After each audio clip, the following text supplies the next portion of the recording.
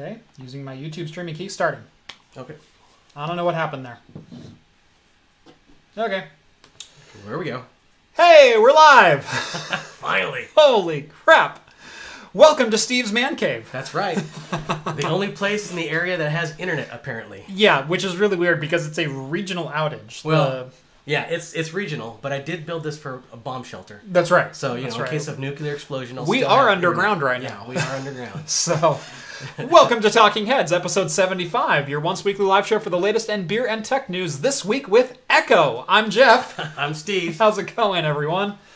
Oh, man. Lots of false starts in this Yeah. one. Well, we kind of cobbled this together in under an hour? Under an hour. Yeah. Yep. Yeah, I left my house at 6:30, got here shortly before 7. Yeah. And it's been pretty much go until then. But hey, supposedly we're live now. Chat is working, although my restream chat isn't working, so we'll have to kind of figure that out as we go. We tried to go live once already with restream, but the new YouTube Studio beta is preventing me from doing that. It disabled my live streaming through that service, so I had to enter my YouTube stream key and then go to a stream that I had to set up on the old YouTube Studio or the old YouTube creator page. So YouTube, freaking fix that. Gosh, that's annoying. And they put you on that beta involuntarily, right? Oh, totally. Oh, yeah. Totally. Here's a beta product that you didn't ask for, so you're using it. Right, and they've been warning people that it's coming for quite a while. And they put you on that beta and back out.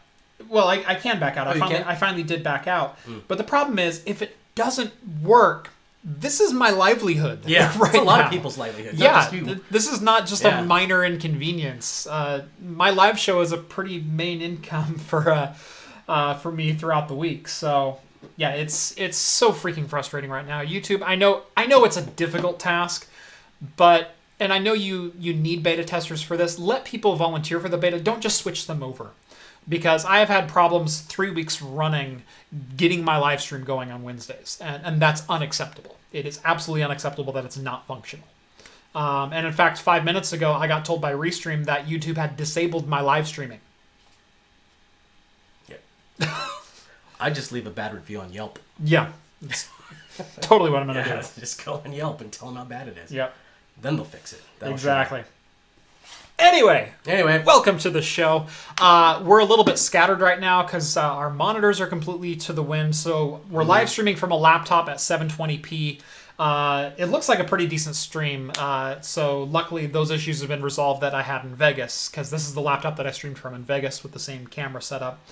I know the audio is not great, but it is what we have. So, but all the notes are over on Steve's monitor over here, so I can't read them and Steve can't control them. So, Yeah. so we'll get through this together. Yeah. I'm gonna finish my gin. Steve, why don't you introduce our first beer? Okay. Well, I don't know which one you want, but we might as well go heavy hitting right off the bat. Sounds good to me. So this one is Curly Wolf, and I think it's from Curly. No, it's called Curly Wolf. Sorry. It's from Barrel House Brewing. It's a maple vanilla imperial stout. So, big hitter. 10.5? 10.6, Yep. yeah. So, it looks good. I've had this sitting in the basement for a good 6 months or something. So, it's aged nice. Looks good. Excellent. And since this is my place, I got my glassware. That's right. I got the perfect one for you. Oh, Wonder Woman. There you go. Heck yes. That's for Jeff. Heck yes. This one's going to be mine. I don't mind a Wonder Woman glass. I'm secure enough in my masculinity. All right. The only problem is that they're completely uneven, and this is actually bigger than. And I can't even compare with. Yeah, we don't know. Yeah. So I'll just eyeball it. I feel like I'm going to get short poured all night long. Probably. Yeah. You won't even be able to know if you are. Yep. So I think we have four dark beers and then a Belgian style quad. Yes. Or a Belgian style saison. Yeah. So yeah. Hopefully you brought at least 2 extra. Oh yeah, we got 2 extra glasses for the lighter beer. I do have that. Yeah. Okay, perfect. Although I may want to drink out of this glass all night long because it's such a. It's a badass glass. It's a badass glass. Yep. I think that's half. That's pretty close. Actually, I might have given. You might have been a little light on you. Yeah. Well, I don't want to look like an asshole. Never stopped me. Just ask John. Oh yeah, there we go. There Give we you go. a little topper. There we go. Okay. There we go. So yeah, Curly Wolf 2018 release, Barrel House Brewing Company, maple and vanilla barrel aged, 10.6%. Yeah. Liberty and Justice for Ale. Nice. Oh, it smells so good. It smells wonderful. A lot of vanilla right up front. Ooh, that is good. Oh man, yes. Really boozy too. Yeah. It's kind of boozy. Ooh. I'm really digging that. Wow. Oh, that is good. That is quite tasty. It tastes even better drinking it from the skull of your enemies. That's right. Yeah. Hey, $20 donation, Tom. I'll help if I can. Excellent. Oh, thanks, Tom. Thank you so much, Tom. Cheers to you, buddy. Skull.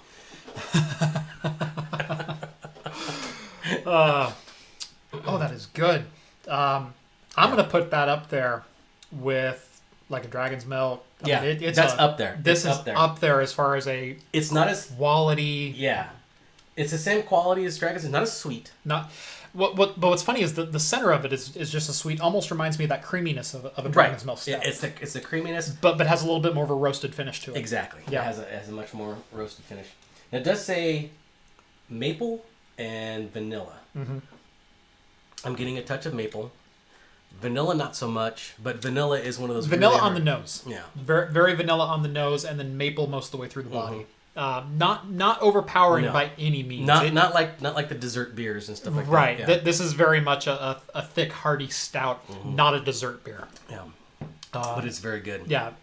Contrary to what the name might say or claim, this is not a dessert beer. No. This is a burger beer. Yeah. This is a good one. All right, let's get on to some beer news, and hopefully my keyboard shortcuts work. They do. Yes. Look at that. So hopefully you can read this. If not, try to follow the notes down below.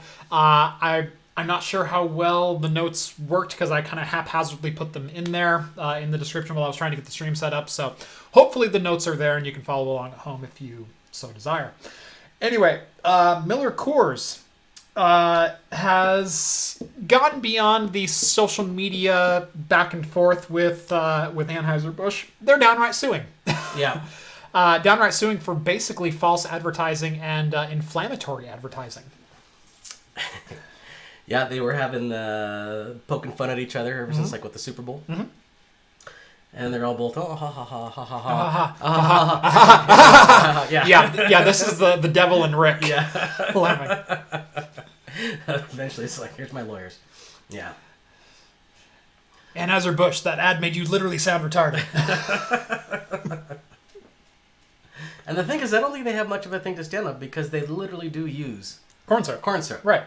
And but they're saying it's making us look bad. Well, then stop using corn syrup. I mean... Well, and I think that's the heart of the argument, is Anheuser-Busch, through their advertisements, is using the claim of corn syrup to inflect a negative light. Right. They're not outright saying corn syrup is unhealthy for you, but there is a debate on whether or not corn syrup is overly healthy for you. And they know that's an active discussion. They know it's an active discussion, and it's one that they're trying to key on. Yeah. And they're trying to say, look, Bud Light has just 4 ingredients. Rice. Come on. You really brew a beer with rice? Yeah. That's the best you can do. Oh, I'm sure any German who saw that commercial was like, no. Rice and a beer. A purity loss. Yeah. Yeah. Rice, barley, hops, and water. Yeah. And so very simple ingredients, very, very simple ingredients, but no corn syrup is their whole thing. Yeah. And Miller is saying this is going to cost us millions in lost revenue from lost sales because they're using the fact that we use corn syrup as an ingredient as an inflammatory argument in their advertisement. Well, is this like a defamation suit then? Kind of. Then they'll have to be able to prove loss then, right? They? Yeah, they have to be able to prove loss. So then that means they have to prove that their ad was effective in having other people not buy their stuff. Correct. Yeah, I don't know how they can do that. Right. I mean, market research isn't exactly going to make a correlation. Well, yes and no. If you can prove your sales go down, Although they've been correlation trending down doesn't- anyway. Correlation doesn't equal causation. Exactly. So that's not. Yeah, you they can't- have to prove they that have to consumer, prove. and so they'd have to go out and survey consumers Yes. and find Anheuser-Busch sales went up while Miller sales went down, and correlate it directly with the brands that are being attacked here. Not Anheuser-Busch bought a craft brewery recently, and so their sales are up 0.5% or something. Right. Like that. I just dropped All my right, glasses. no, you're gonna be blind for the rest of the stream. It might be. Versus Miller just had to close a brewery down, and so their revenue is down. Right, yeah. They have to prove sales of A versus sales of B, direct causation. Mm-hmm. So this one's going to be interesting to watch. It would be very, very hard for them to prove. I think Yeah. it's going to be an uphill battle for them. Mhm. And I think they knew that when they put the ad out. So Yes. they're like, bring it. Yep. But the corn farmers are not happy with the advertisement. But I will say, there might be something to the corn syrup not so healthy for you. It's in every soft drink. It's pretty much the most widely used sweetener in the U.S. at least. Yeah. And gosh, I don't know. Yeah. We know sugar's not healthy for you. No, I know, but I mean, hey, when I go out and get the sodas, which I don't get that often, usually I Right. get from mixers and stuff like that. But when I do, I tend to look for the cane sugar ones. Yes, yeah, absolutely. Because I mean, I can taste the difference. There's a slight difference. There's definitely a slight difference. Yep. Yeah, I don't do any artificial sweeteners pretty much. Mm-hmm. I don't either. I Yeah. just can't stand how they taste. I can't stand the aftertaste. I can't stand Splenda on the tongue Yeah. on the tip, and I can't Yeah. I can't stand aspartame anywhere. No, aspartame I hate. Yeah. Stevia, I don't really like it that much either. I can take it a little tiny bit I can stomach it. if it's like in something very tart, Right. because it kind of masks that Right. saccharine sweet flavor. I just- Right. ugh. But corn syrup, it tastes like sugary syrupy to me Mhm, anymore, where it's just like literally drinking straight syrup out of a bottle. Yeah. It's not at all pleasant. I'll drink a Dr. Pepper occasionally. I have maybe 2 to 3 sodas a week, maybe. Yeah. And it's like I'm out getting a burger and I happen to Right. get a Yeah. 16-ounce Six soda Coke or while I'm something, there. Most of the time I'm drinking carbonated water or teas or juices or things like that. So, or beer. A beer. That's right. Yeah. Not Not with corn syrup. Not corn syrup beer. Not brewed with corn Yeah. syrup. So that one will be interesting to see. A lawsuit that didn't go Miller Lite's way, or MillerCoors' way, as the corporation goes. We talked about this at length close to a year ago, where Stone Brewing out of San Diego, one of the largest craft brewers in the nation, is suing Keystone, essentially, so the MillerCoors Corporation in charge of Keystone, for brand defamation because they're hiding Key in Stone. And they're trying to put Stone up there as a craft beer. Yeah. And Keystone is not a craft beer. Keystone is the epitome of a domestic light lager. Yeah, it's frat beer. Right. It's frat beer. It's cheap and whatnot. And the advertisements were grab a Stone. It wasn't grab a Keystone or Keystone Light or Keithstone. They changed their branding to Keystone. And Stone is It's blatant huge. on the side you of the have a little package. tiny key and a big old stone on the side. Right. So if you want to look at the Twitter ad here, kind of blur in the background, but you can see. Right. And so beer people, you know the difference between Stone Brewing, Stone IPA, Enjoy Before 420 series. Yeah. We're talking about that today. Exactly. And Keystone Light. But if I call up my buddy who's not a beer drinker and I say, hey, go grab me a 6-pack of Stone, and he comes back with a case of Keystone, I'm going, bro, what the hell? Yeah. And he goes, what? I bought you Stone. And so that's the basis of this lawsuit. Well, a judge has affirmed that the lawsuit can now go forward. There is blatant trademark infringement from Keystone on the Stone patents and Stone trademarks. And judge is allowing the lawsuit to continue. So that's a pretty big victory for Stone Brewing. In the Twitter post that I hopefully linked down below is the full statement from Stone Brewing. I'm sure there will be a post on their website before too long. But today is a bright day in our fight to protect the name, reputation, and brand integrity of our Stone brand.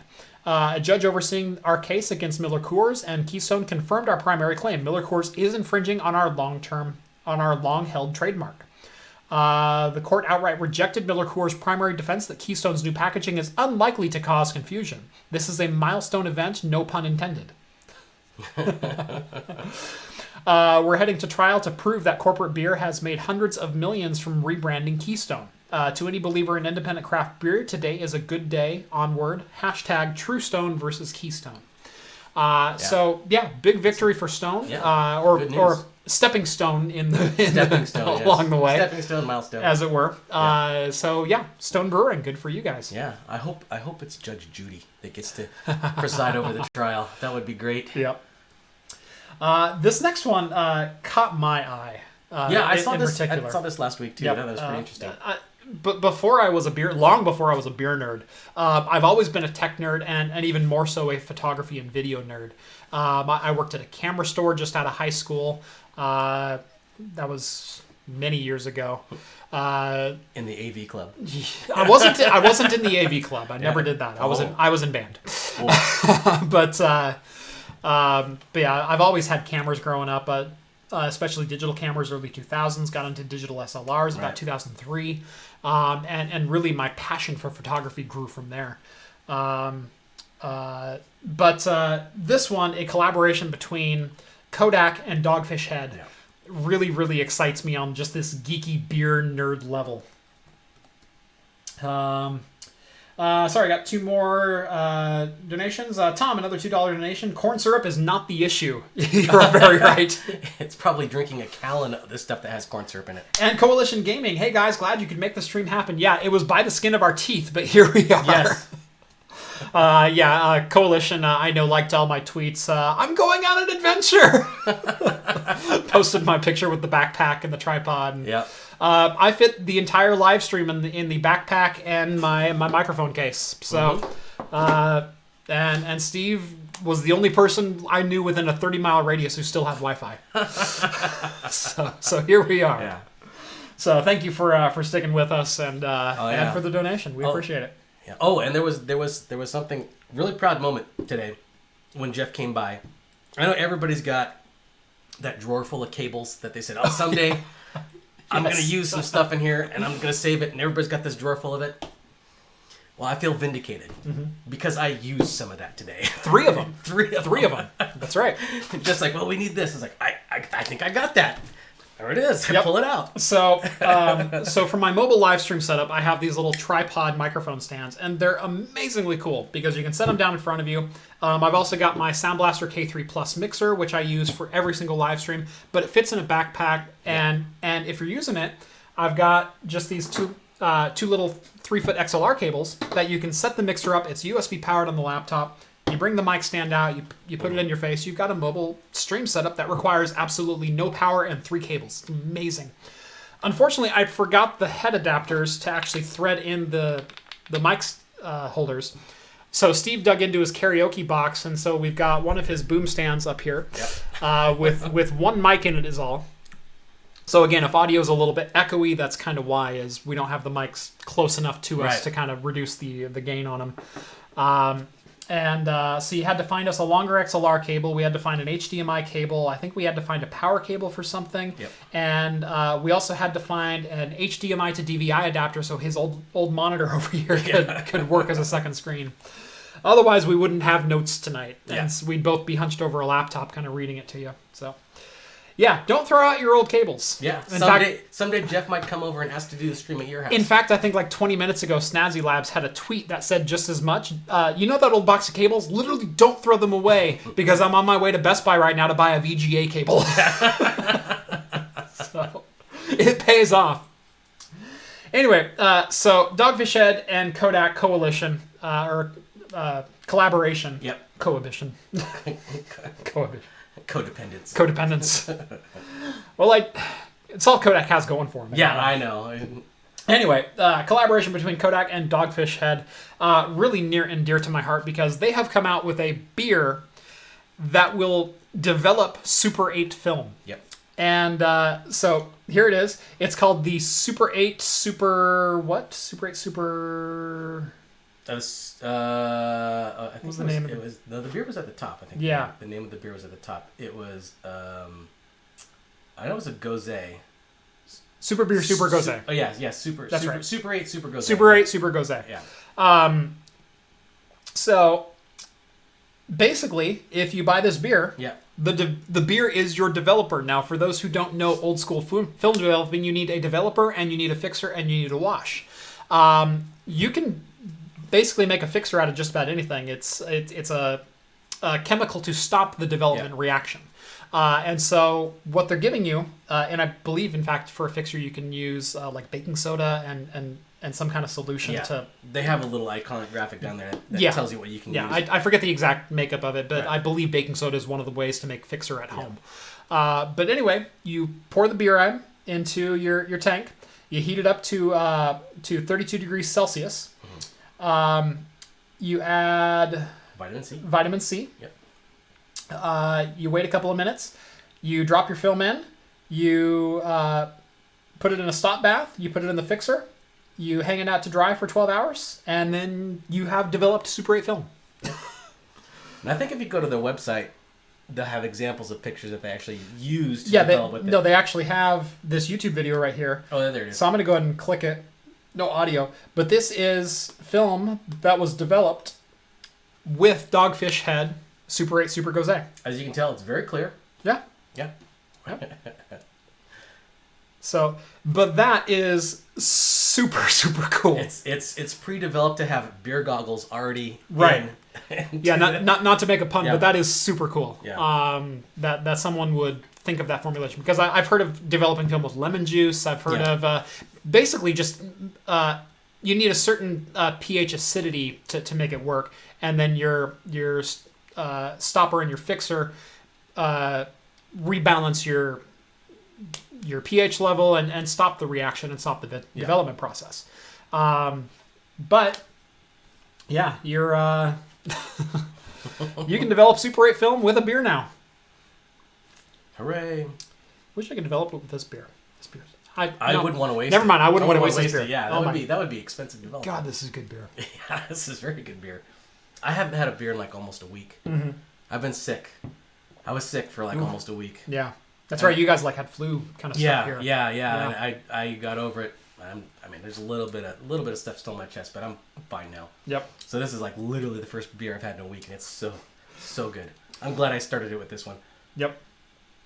Tom, another $2. Jeff, send me a Discord invite. I would, but they're lifetime if I send it to you, and I really prefer you go through the Patreon. So, yeah, sorry. It's only $1. I appreciate the donations, but $1 donation gets you on the Patreon and gets you access to the Discord server. Link your Discord account with the Patreon, and you get an invite, and it's linked to your Patreon account then. Yep. So as long as you're a member of the Patreon, you're a member of the Discord. Mm-hmm. I'm sorry. I love your donations, guys. I really appreciate them, and honestly, during the live show, they really do help fuel. Yes, that's what I use the donations for. Is you're buying us beer. That's my budget for beer and spirits for the month. But your donations really do help. But overall, really join the Patreon, because that is what I am trying to help get me non-dependent on YouTube income.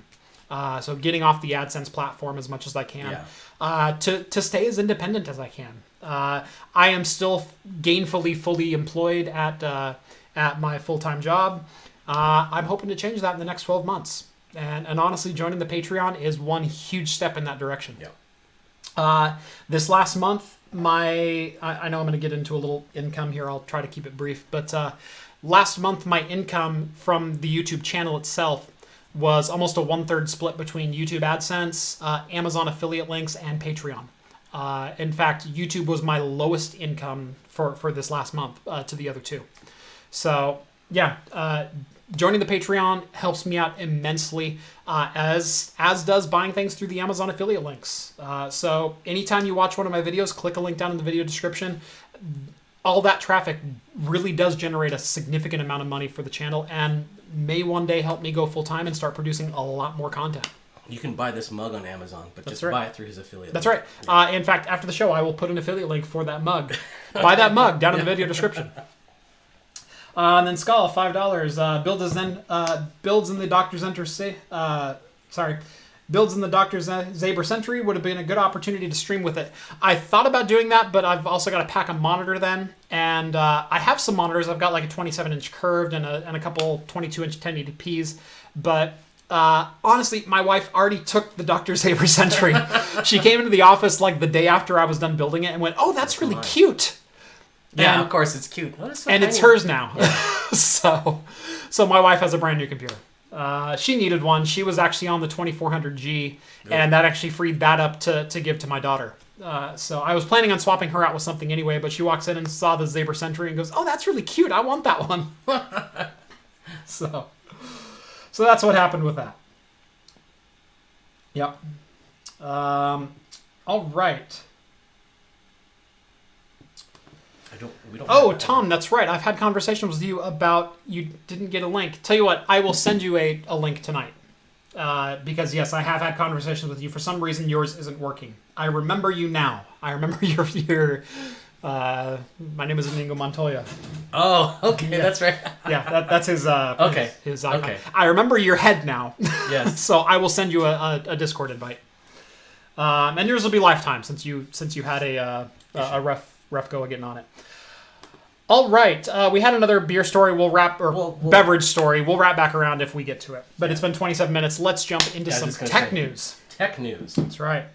Well, this first one's It's tech news. tech news. So Apple had an event this last week, and I was going to skip it entirely because there was no hardware involved. But there was some hardware involved. It was hard, all right. It was hard. Some people got hard for it. It was hard to believe. That's right. So Apple came out, and we knew it was going to be their media streaming debut. We knew it was going to be a service-centric event. What we didn't expect was it was all 100% services. They held what was that, 2 hour and 15 minute? I did not even watch I watched the whole thing. I did watch the whole thing. And full disclosure, I didn't necessarily used to be cult of Apple, but I did watch for the hardware releases pretty religiously. Yeah. Because it was always exciting what they were coming out with. And I'm talking like 2011, 2012, when Apple was at their peak for hardware. They're actually being innovative with their hardware. When they were actually being innovative, when they actually made something that no one else made, and it was actually better than everything else on the market. There was a time, believe it or not, it didn't last long. It was only about 3 years. Where from about 2009 to about 2012, they made better equipment than everyone else on the market. What happened is everyone else caught up, and Apple actually took a step back and said, well, we used to make hardware, now we make money. And that's basically what they're doing now. It's kind of like Steam. We used to make games, now we make money. Right, exactly. So, same kind of thing. Anyway, there was some hardware announced, though. Some very impressive hardware was announced. Yeah. And that is the Apple Card. Now, I honestly thought they just rendered the card as like a joke? as a look how innovative we are kind of thing. No, the card is actually a thing that you get. So, for those who didn't watch the press conference, they introduced the Apple Card, and well, I'm gonna talk to the cult of Apple real quick. I'm gonna talk to the cult of Apple. Watch the Apple press conferences, and listen for the planted audience claps. Yeah. And watch the presenter on stage pause at times that you should not be expecting an applause break. And then you'll hear an applause. And you're hearing applause, and they will wait for someone to generate that applause, and the rest of them will kind of key in, and then it'll die down. Yeah. This happened the inopportune applause break happened about 20 times during that, because they will come out and Apple will say, we introduced the iPhone so many years ago, and it really broke some barriers, and we're coming out with the latest innovation today, Me emoji, and they'll say a name. Yeah. You don't have a clue who this guy is. Goddamn and clue just like, arr, what they are announcing. They announce a name. They announce literally the name of whatever product they're coming out with. And you'll hear, woo!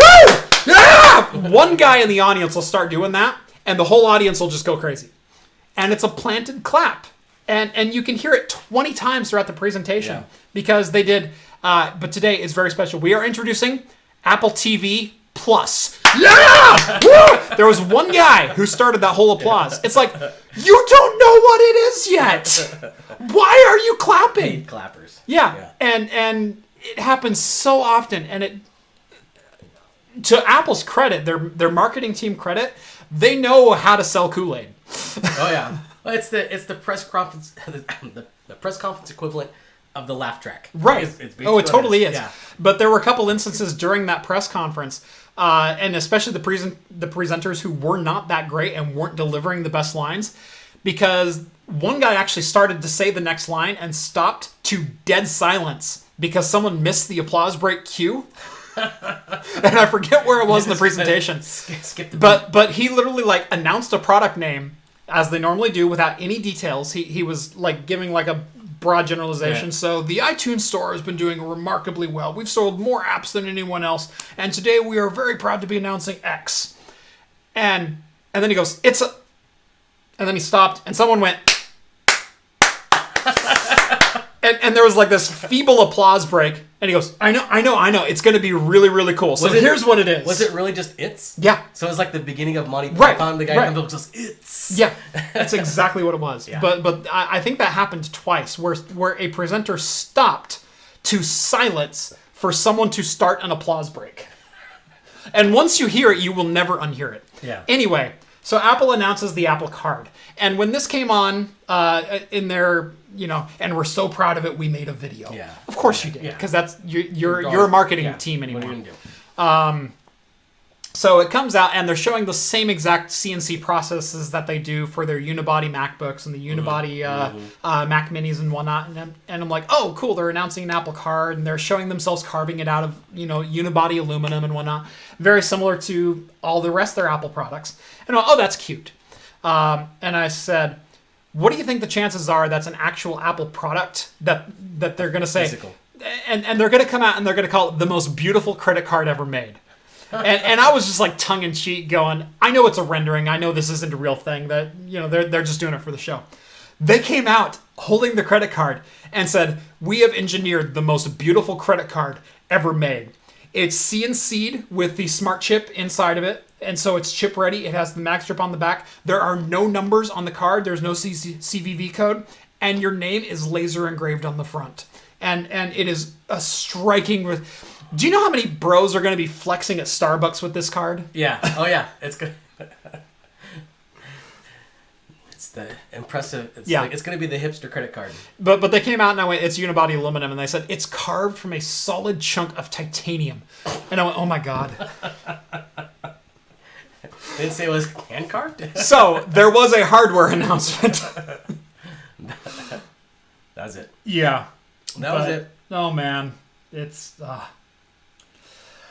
Yeah, Apple. And the thing is, I'm not slamming Apple because I hate them. I'm slamming them because I want them to be good again.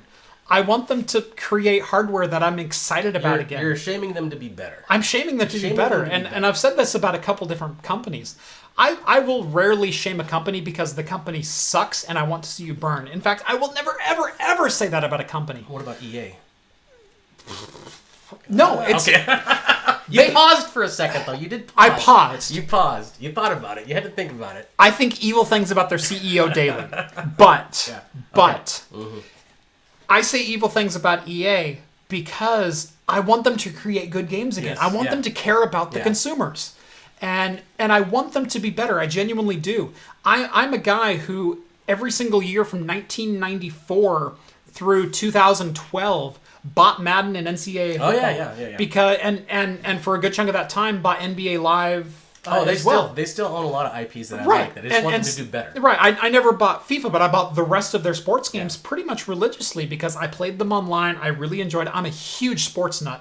And being able to play those games during baseball season, which sucks, was great for me. Who didn't want to see, your local college or professional team win a title every year or go on dynasty runs or whatever else or trade for that player you always wanted. And that was a cool thing to me. And when they were being innovative in the early 2000s and up to about 2008, I think they lost steam about 2008 and they just started pumping out the same repetitive crap every year. I stopped buying it. So I bought through 2012 and then I stopped entirely. And I haven't bought a Madden game since. I haven't bought an NCAA game since. I haven't bought an NBA game since. I bought, I think, 2K14, and then I heard terrible things about 2K18, and I stopped buying that one from 2K Sports. Yeah. So, EA, I'm critical because I want you to do better, because I know you can do better, because I know you can do better and still make money. And I will give you money if you do better. I was just trying to make a joke. I know. Need to get you going on a tangent. No, but it's a great point. Okay, yeah. It's a great point. Yeah. That when I'm critical because I want you to improve. I want you to improve from a consumer standpoint. I want to enjoy products that I'm buying, and I would like to buy those products from you. But if all you're about is the quick buck and the whales out there for microtransactions, I'm out. I'm out, yeah. You're not going to get my money. So we spank you because we love you. Sorry, a little bit of a soapbox there, but it's a great point. So, Apple, I want you to be better. I want you to make good hardware. I want you to make hardware that I am compelled to buy again. I really do. The only brand new laptops that I've ever bought in my life are this Dell here and the 3 MacBook Pros that I've owned. You still use your MacBook Pros? I don't. Okay. In fact, after Apple burned me after my iPhone 6 Plus fiasco, I've basically sold every Apple product I own. I still have one MacBook Pro at home. I don't use it. It's collecting dust on a shelf. I haven't used it since I dished my MacBook. Since I dished my iPhone. I think I have a bricked iPhone 5. Yeah. That I let my kid play with. Yeah, but I. When you irritate me to the point of you are now insulting the customer and you are doing things that are anti-consumer, that's when I turn my back from you. And I'll be critical because I want you to be better because you still make kind of good products, but you need to stand by them and keep improving them. And but no, I literally sold most of my Apple hardware. I sold my Mac Pro last month. Improving is hard. It is. It's so hard. It's so much easier to manipulate people with marketing. Oh, Oprah came on stage. They know their target market, don't they? That's right. Oh, man. Yeah. All they were missing was Tina Fey, and you could have had... All right, let's move on. The FCC. We've talked about them. Oh, yeah. Never really in glowing terms. No. Some more lawsuit talk. Steve, what do you think of this judgment? This... It seems like a real ridiculous judgment. Basically, they're caught red-handed. Mm-hmm. They're basically given a fine that pretty much is the same amount as their coffee filter budget. And they don't even have to say that they were doing anything wrong. Right. They just basically walk away from it. Right. And so nothing changes. No new rules in place. No disciplinary action, just a small fine, and that's it. Yep. Exactly. Yep. So what this was the FCC during the 2017 December public comment session on net neutrality repeal, where they received 23 million public comments. Stating that No, we want you to repeal the heavy-handed Obama administration net neutrality enforcement and deregulate the internet. Well, it was regulation that says you can't screw with the internet. Yeah. There's a difference. And we'll get into Article 13 in just a minute. But what they found conservatively is that over half of those comments were false, were fake. We're using fake credentials. We're using impersonated credentials of Americans. We're Russian botnets. We're this, we're that. We're copy and paste from Verizon or AT&T or Comcast or the people that said, well, we support net neutrality, but we want the right to throttle you, but we won't. Yeah. We totally, we won't do that. We're not going to throttle you or sell your information, which, by the way, they can sell your information and throttle you now. And they don't even have to be transparent about it. They can do it behind closed doors. Anyway, so the FCC had a public comments session, didn't go the required length for the comment session. That was problem number one. Problem number two is there were multiple Freedom of Information Act requests saying, we would like a copy of all the comments, please. The FCC never fulfilled them. And what they're saying is, well, we can't determine in our systems which comment came from where. Okay, but you can give us the comments, right? No. Yeah, no, Chrissy. No, we can't. Our system doesn't allow that. Your system won't allow you to print 26 million pages. Okay, believable. Probably not accurate, but not believable either. Sorry. Yeah. So this actually went to a lawsuit. Someone sued over Freedom of Information Act requirements, which the FCC is obliged to do. Yep. They have to. And the FCC never provided documentation. They didn't provide it in a reasonable timeline. They didn't provide it at a reasonable cost. And in fact, they never provided the information. Even after a second court order compelled them to provide that information, they disobeyed that and never provided those public comments. And all they got was fined. Now, they didn't even get, like, there's no damage suit here. All they had to do was pay the legal fees for the lawsuit. So $43,000 to the lawsuit in New York that brought this up on behalf of a journalist in New York. So the lawyers made $43,000. The journalist who sued over the Freedom of Information Act for information that he requested got absolutely nothing. Yep. And the FCC, number one, doesn't have to admit wrongdoing, and number two, is no longer compelled to fulfill the Freedom of Information Act request. Yep. What kind of crap is that? It's a lose-lose. Yeah, it's a lose-lose. Except for the lawyers. Right. They got their money. Right, and the taxpayers end up paying $43,000 to the lawyers. Yeah. That's the end result of this, is apparently that's what our freedom costs. Yeah. Yep. BS all around. There's an article below. Gizmodo did a pretty in-depth piece about fake FCC comments, how a media company in DC was responsible for almost a third of them. Plus you add the Russian botnets on top of it. Plus you add impersonation and deceased people's credentials being used, so social security numbers or home addresses or whatever else being used to comment. So 117-year-old people were commenting that I want to repeal the heavy-handed Obama administration FCC requirements of net neutrality. There's one kind of reassuring thing about this whole thing, especially people out there who feel that they're not going to ever surmount to anything and that they won't be known throughout history. Well, just in this day and age, how everybody's data is mined and everybody's information is being stored somewhere, that even if I died tomorrow, I know that at least 10 years from now, my name and social security number will probably be embroiled in some kind of government conspiracy somewhere down the road, that my name will still live on there. That is true. There we go. That is true. I made a public comment on the FCC page, and I searched, and it was there.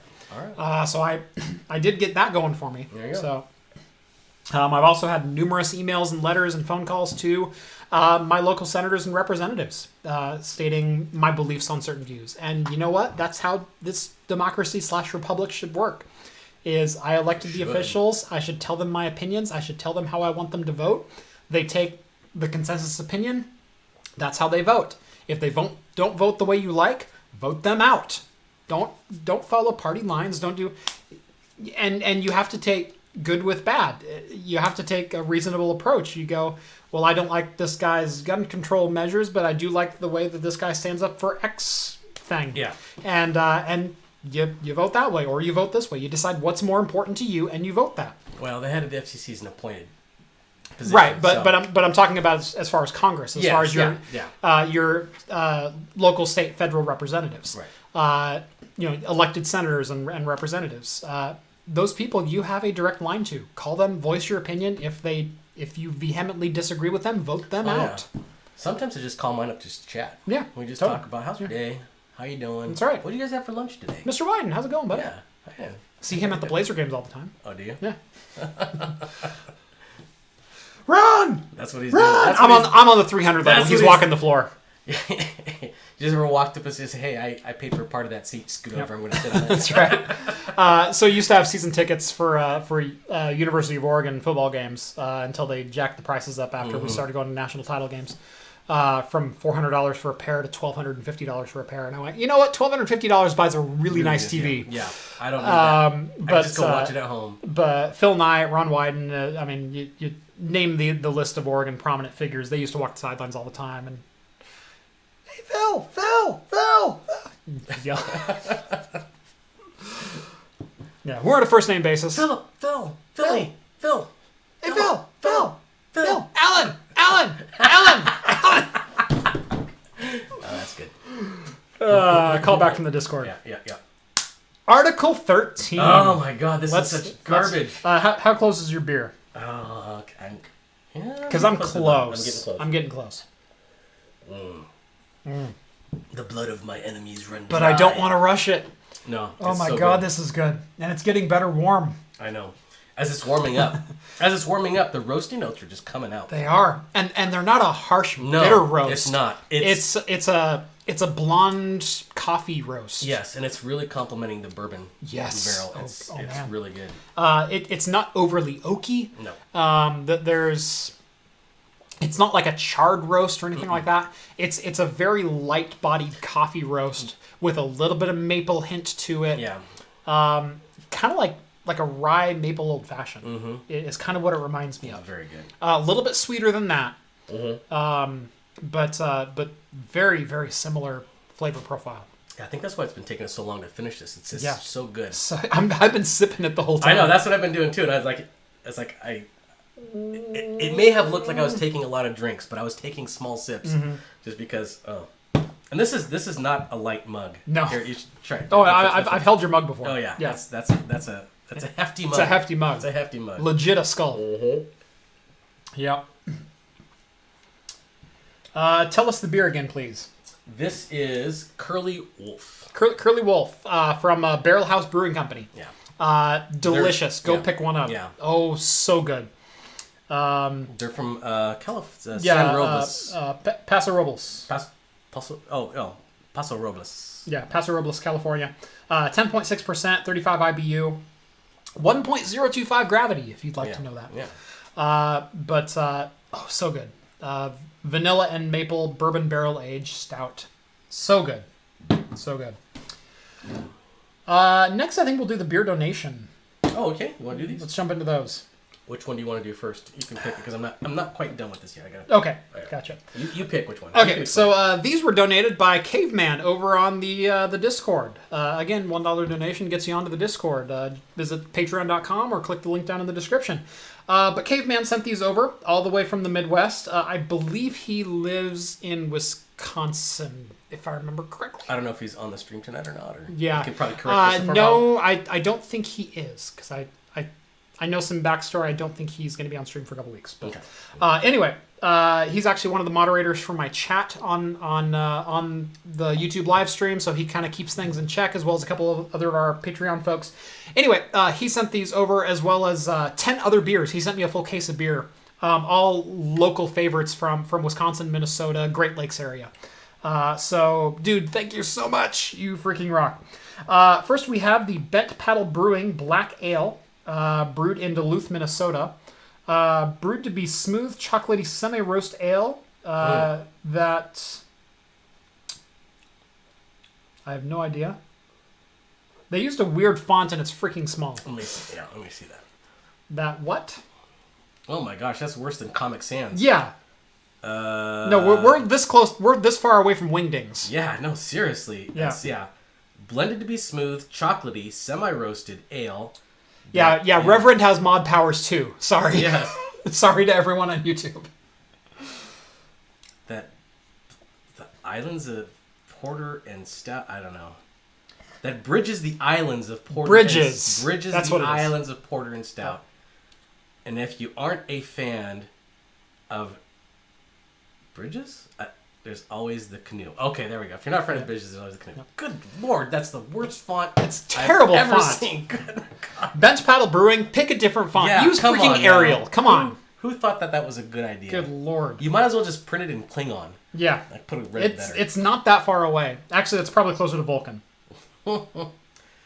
That one, or do you want to do the? I don't want to open that one on principle of their bad font choice. Okay, so just do the stout. So this is the North Tower Stout from Earth what what Brewing? This is from Earth Rider. Rider. Earth Rider Brewing.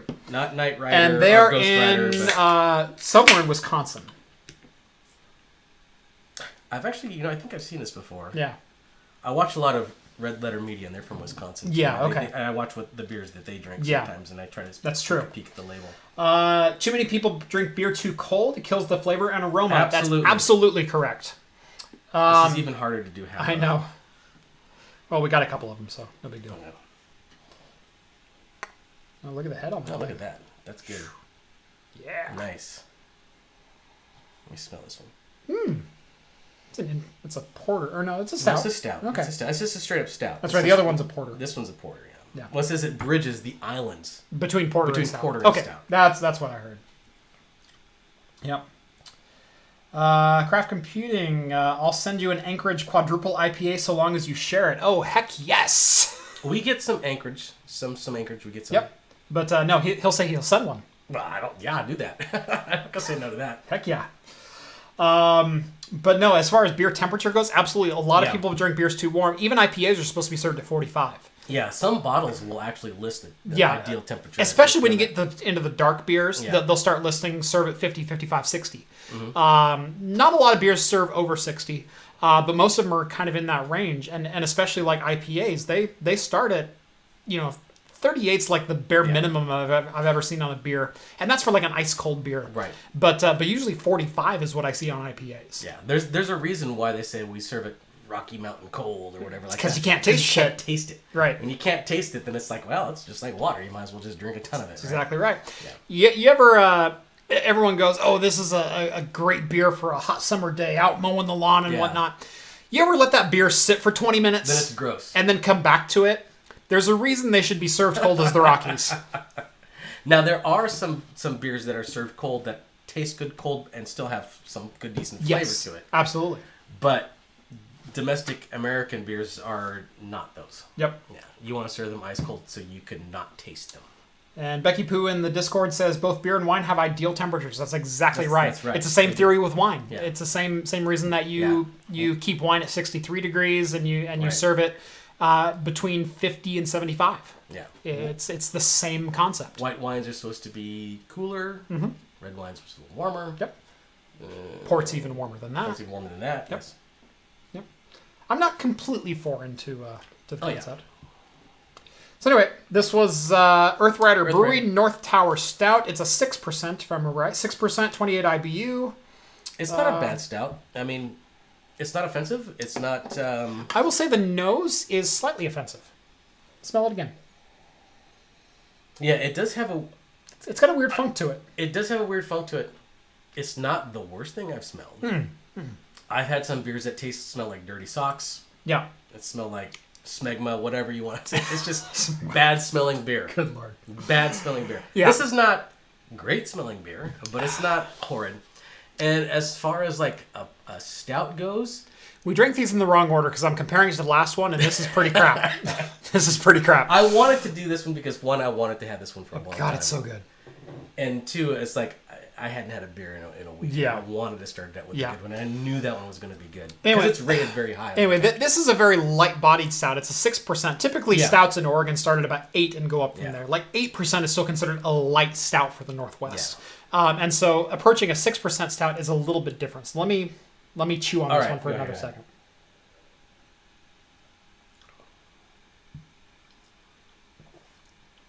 Very flat, doesn't transform at all. No. There's no roasty notes. I'm not even getting any chocolate out of this. I'm getting roastiness up front, but then that's about it. Yeah. Here's to the working harbor. Multi accents of chocolate, coffee, and dark fruit are balanced with a with a restrained hop presence in this south-hearted ale. Hold fast. No. I'm not getting hops. I'm not getting malt. I'm not getting chocolate. I'm getting a really sour, bitter roast, and that's kind of what I'm smelling too. Yeah. And not a lot redeeming it. I have to say that, and I think I talked about this like the last time I was on the channel too.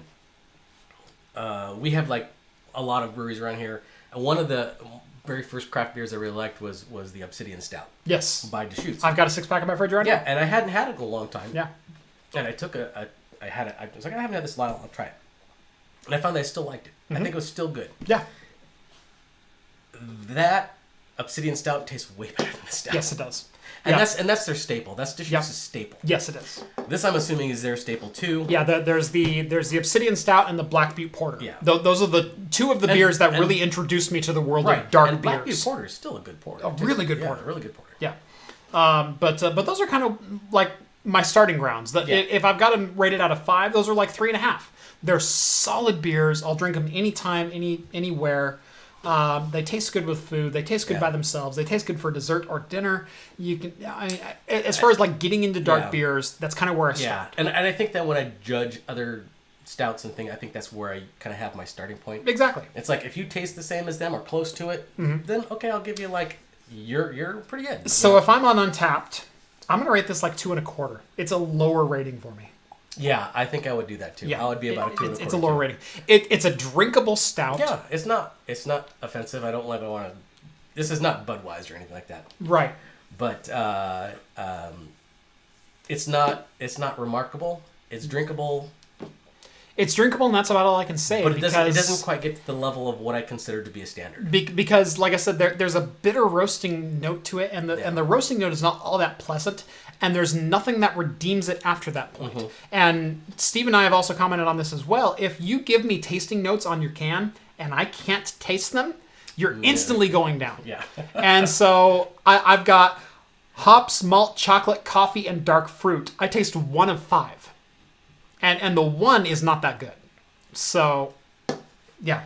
If I were to actually commercially make a beer, I'm actually gonna go 2. I'm gonna go solid 2. Not even 2.25. You're thinking it now. Yeah. No, if I were to ever open a brewery and then actually release cans and have a description of flavoring on the thing, I'm gonna just turn it into Mad Libs.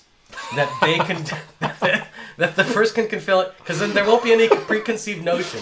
Just do adjectives. Yeah, it's just like, there you go. This beer tastes like adjective. Yeah. It's like I'm eating a blank fruit on a blank season. Yeah, exactly. The perfect blank beer. Yeah, it's the perfect blank beer. Blank time beer. On a blank time of day. That's right.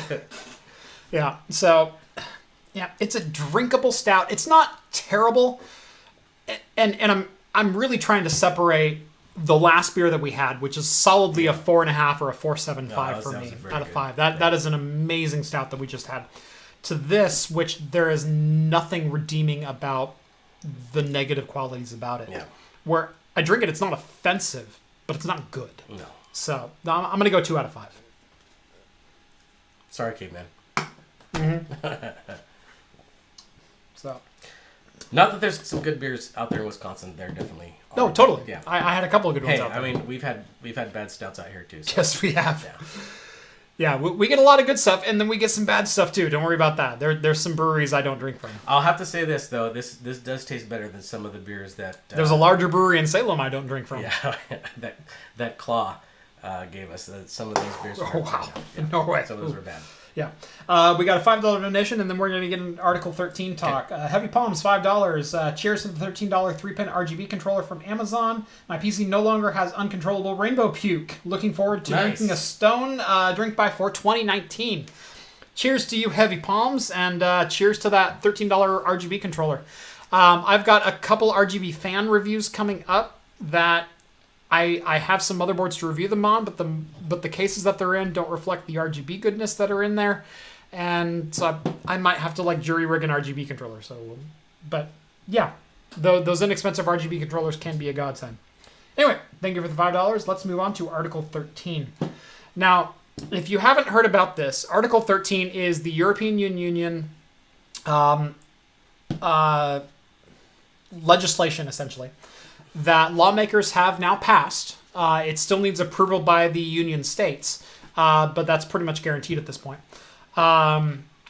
of copyright reform. There were a whole bunch of articles to this, but Article 11 and Article 13 are the ones that are in particular of note to content creators. Mm-hmm. Basically, what Article 13 requires is some kind of mechanism on upload that will cross-check whether or not you are uploading copyrighted content. Yeah. So the doom and gloom scenario has been that rather than allowing fair use of content, we're just going to go straight to the nuclear option of not allowing any content that is possibly copyrighted. So any form of music, any ukulele cover song, any meme that you upload that has cutouts from the Avengers, you know, the GIF on Imager, or all that stuff, or the Ant-Man up the ass, or what, you know what, those are all now illegal.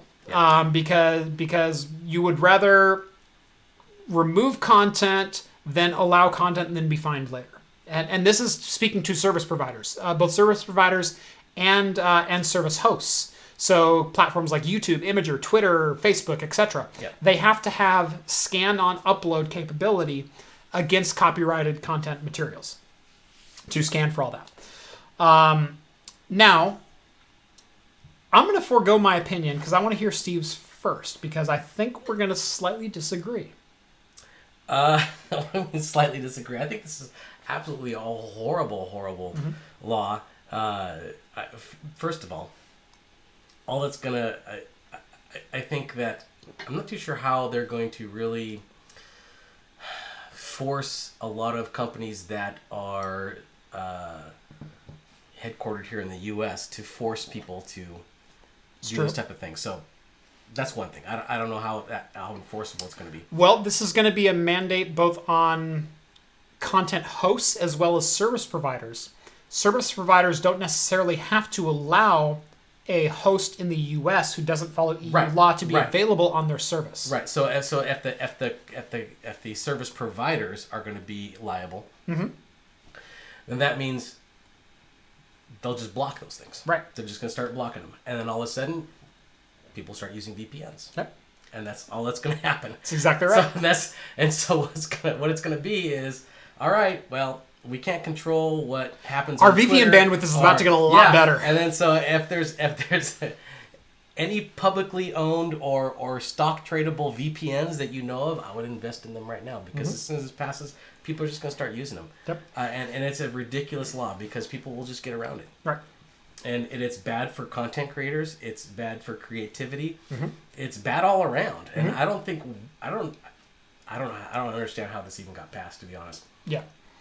It's kind of sketchy in the way that it got passed, and I'm not going to get into that, but apparently there was, they changed the order in which they said vote yay or nay, and some people voted yay when they meant to vote nay, because they said all the yay votes and then all the nay votes, instead of I'll oppose, I'll approve.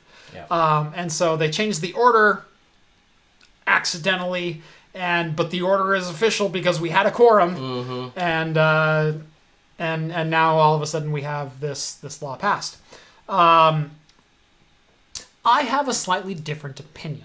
Okay. It's slightly different. I like to hear your take on it. From a YouTuber who is very conscious about copyrighted content, who only uses Creative Commons availability or very, very blatant fair use. See my clips that I've added of Linus Tech Tips, or see the SpongeBob memes that I've added into a couple of videos. 3 hours later. Yeah. I've added a couple of those clips to my videos. I am very aware of copyright restrictions, copyright enforcement, and what is fair use. Because fair use can be making a reference to something without playing the full original, and I'm totally good. Or a transformative work. I'm aware of what the laws are and what they allow, and I even flirt with the very conservative side of it. Yeah. I don't go... Yeah. You don't go up to the edge. Like, right. There are YouTube channels out there that flirt right up to the edge. Yes, absolutely. Very much right up to it. Like, well, they'll literally show a full episode of like Friends or something, but they'll just flip the image. Right. Yep. Exactly.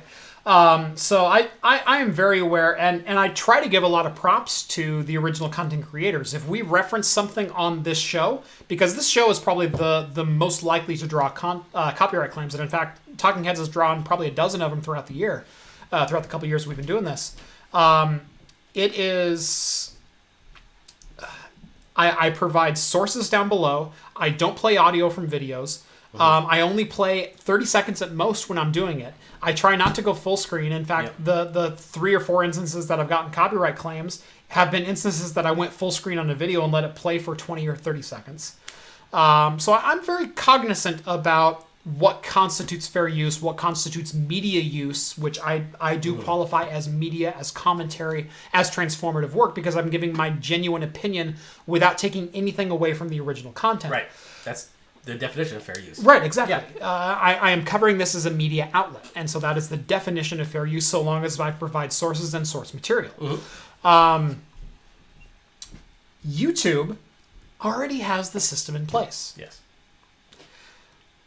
So all the doom and gloom that's coming from YouTube, from YouTube CEO, from Imager, from all these other people, a lot of these content checks already exist and are already in use. YouTube's Content ID is essentially Article 13, where I upload what my copyrighted content is, And YouTube scans a database or has an algorithm or AI or whatever processing to when someone uploads something, they go, oh, it matches Craft Computing's upload. I'm going to copyright flag that. Or I'm going to set up an alert or a flagging system to trigger what should be a manual override, or what should be a manual overview. Should be, but is it? So like I said, someone can just flip the screen and like that wouldn't. Right. So I'm gonna flag the content creator of this item that there's a potential copyright issue, and I've gotten I think 3 flags from YouTube from my videos on potential copyright violations, and most of them are just re-uploads of my content, and I issue a DMCA and down they come. Because, well, I'm the original creator of that content, and you're not going to profit from my content.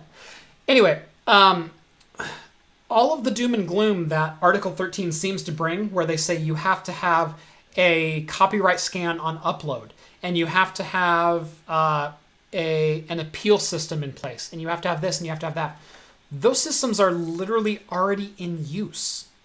They're not being required, they're not being mandated, they're not in law, but YouTube already uses them. And Imager already uses them. But it's only for certain services, though, that use them.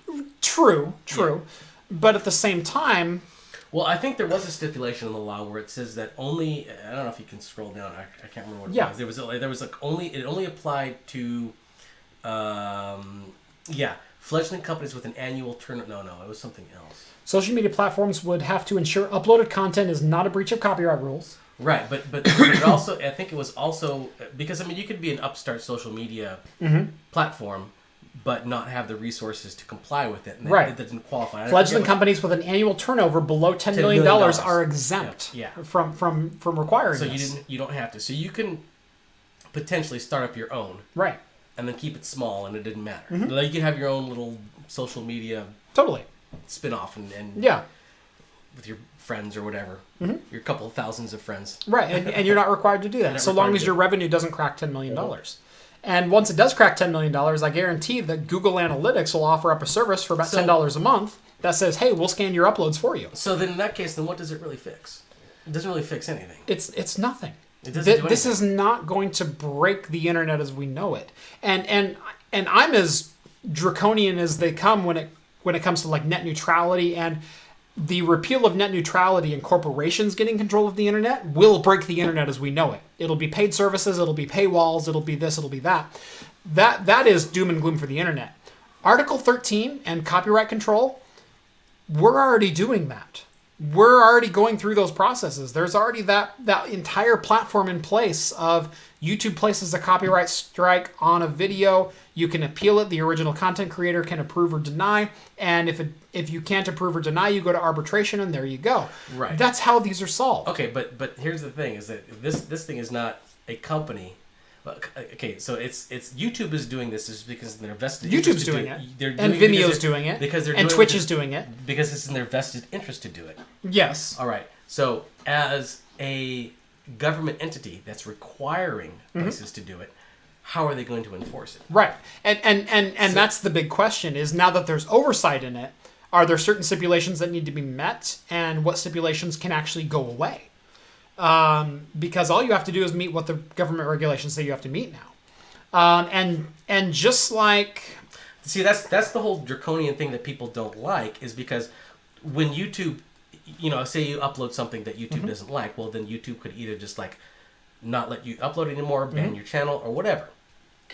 But when a government does I will say, YouTube is a private company. YouTube is a private company, but when a government needs to enforce it, they're making a law that has to be enforced. Right. If they're enforcing it somehow, how are they going to enforce it? Is it going to have any teeth? The only way they could, because they can't force companies to do stuff, especially if the companies are based in the U.S. Right. They can only... Well, they can. They can just say, we won't allow your service to exist inside the EU. But they can only do that by pressuring the service providers that are within the EU. Correct, and the service providers now also have to abide by this law.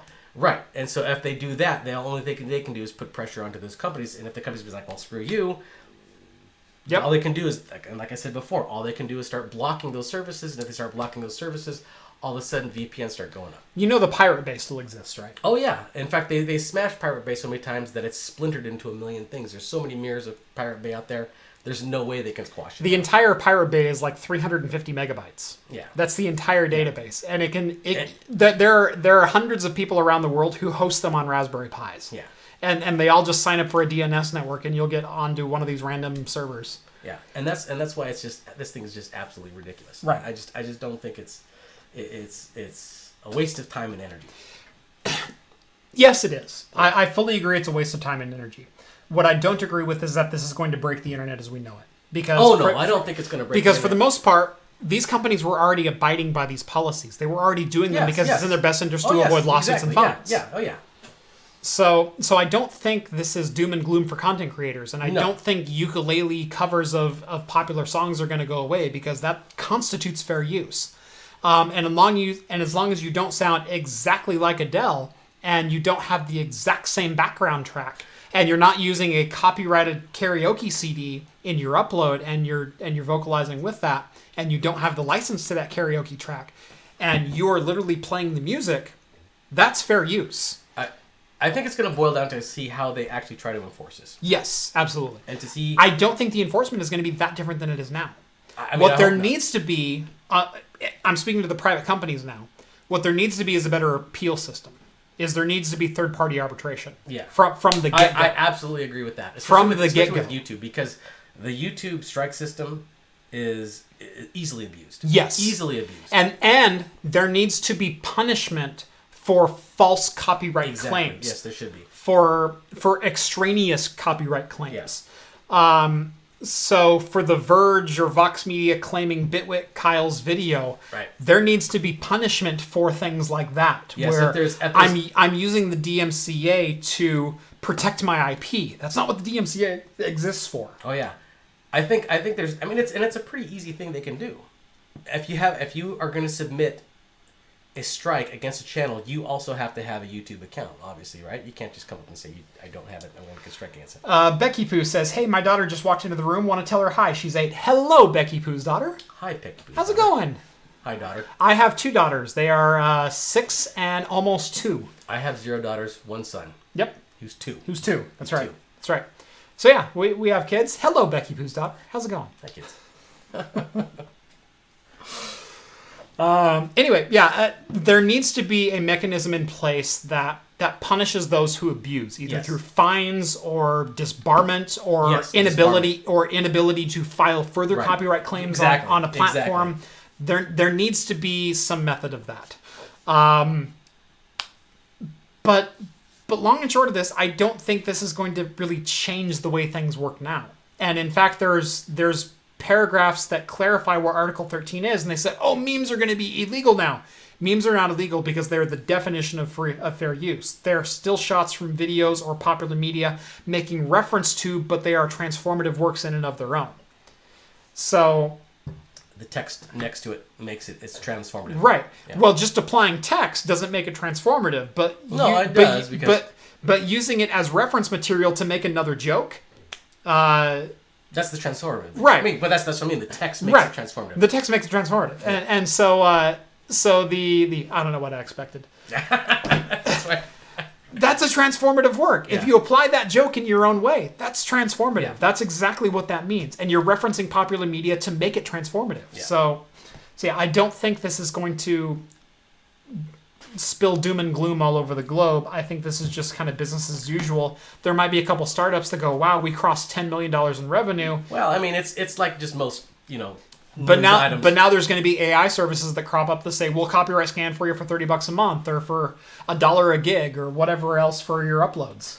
I just more fearful that it gives, because I mean, I understand what you're saying, and I think that you're right, that yes, YouTube and all them, it's in their best interest to monitor these type of things, and that's very good, because you want to be a platform and not a publishing company, because then if you become a publishing company, then you're liable for what gets published. Correct. But if you're a platform, and I don't think the platform or the publishing company should be liable for what's published.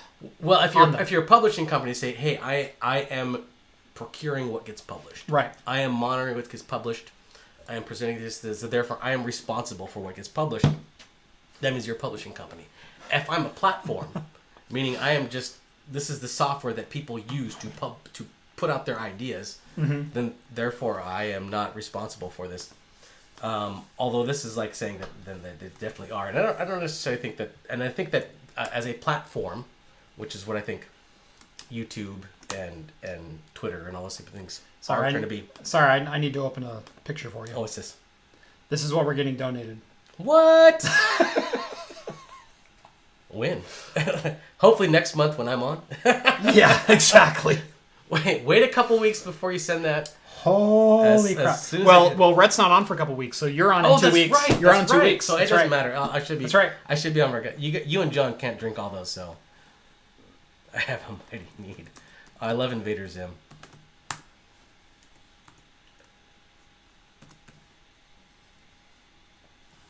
Sorry. All right, that's good. Sorry for the radio silence.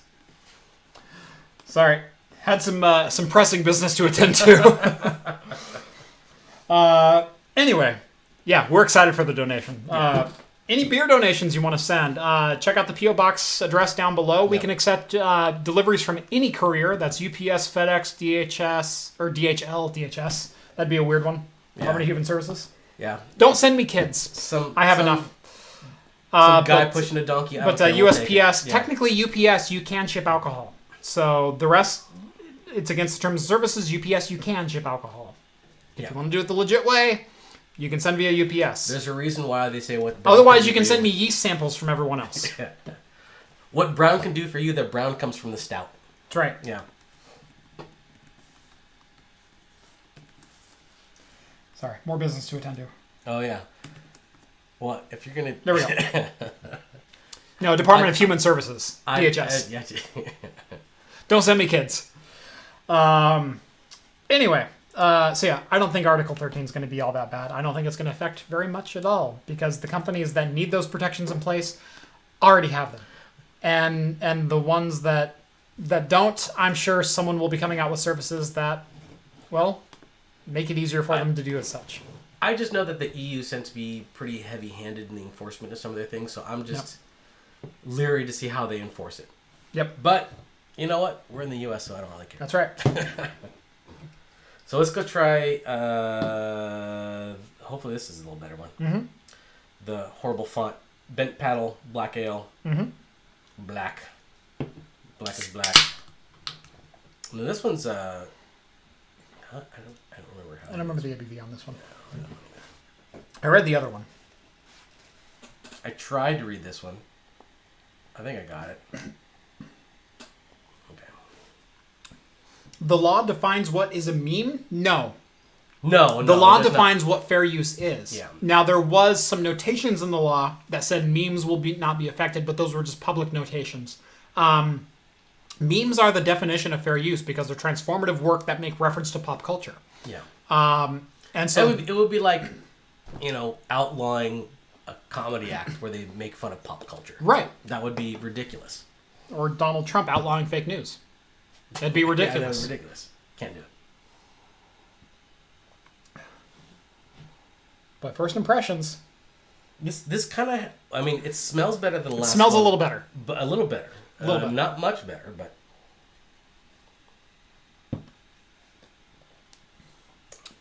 Okay, taste is better. Tastes better. Also a 6%. Yeah. So a little bit lower ABV for a porter. This is the Bent Paddle Brewing Black Ale. So Bent Paddle Brewing Black Ale. What was that? I don't know. I'm trying to think about how it tastes.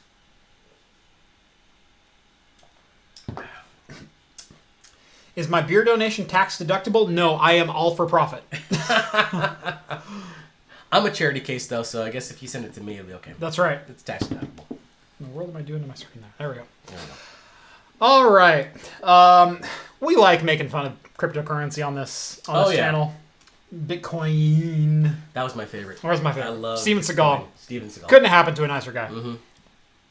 Anyway, so we all know cryptocurrency has, taken a bit of a nosedive in the last 12 months. However... Just a small little bit. And it kind of makes me wonder, we've all seen inflation and we've all seen real estate bubbles bust, Right. and we've seen stocks bust, and AMD is actually in a warning state right now because they think the stock is rising too high in anticipation of Zen 2 and Right. 7 nanometer and everything else. So they think that's going to hit a bubble point and then burst, and it's going to come back down, regardless of whether or not the company's doing Right. well. It's just overvaluing itself. Right. How much do you think that's happened in cryptocurrency? Oh, that happened big time. Yeah. I mean, that was one of the major things why I didn't think that cryptocurrency was a big thing, because not only was it an upcoming market, but it was saying, oh, we're not tied to any currency, therefore they're not tied to any regulations, so therefore they're not tied to any real laws, mostly. So they're ripe for manipulation. Mm-hmm. Ripe for manipulation. Right. There's no regulations. There's no trading codes. There's no oversight. Mm-hmm. It's all just a bunch of private exchanges Right. making trades. Right. And the same way that you can kind of make some trades and kind of change the stock market pricing and then change them in your advantage and then buy them back later for a lower price or vice versa. Yeah. Sell them higher than they're worth. That can totally happen on the cryptocurrency stock exchange. And That's exactly what happened. do you want to guess any number that might have been? How about 95% of cryptocurrency trades in the last 12 months have been fraudulent? Yep. Or inflated, or a hoax, or not real, or two exchanges trading between themselves to inflate their own values amongst themselves. Yeah, that's happening. That's ridiculous. Yeah.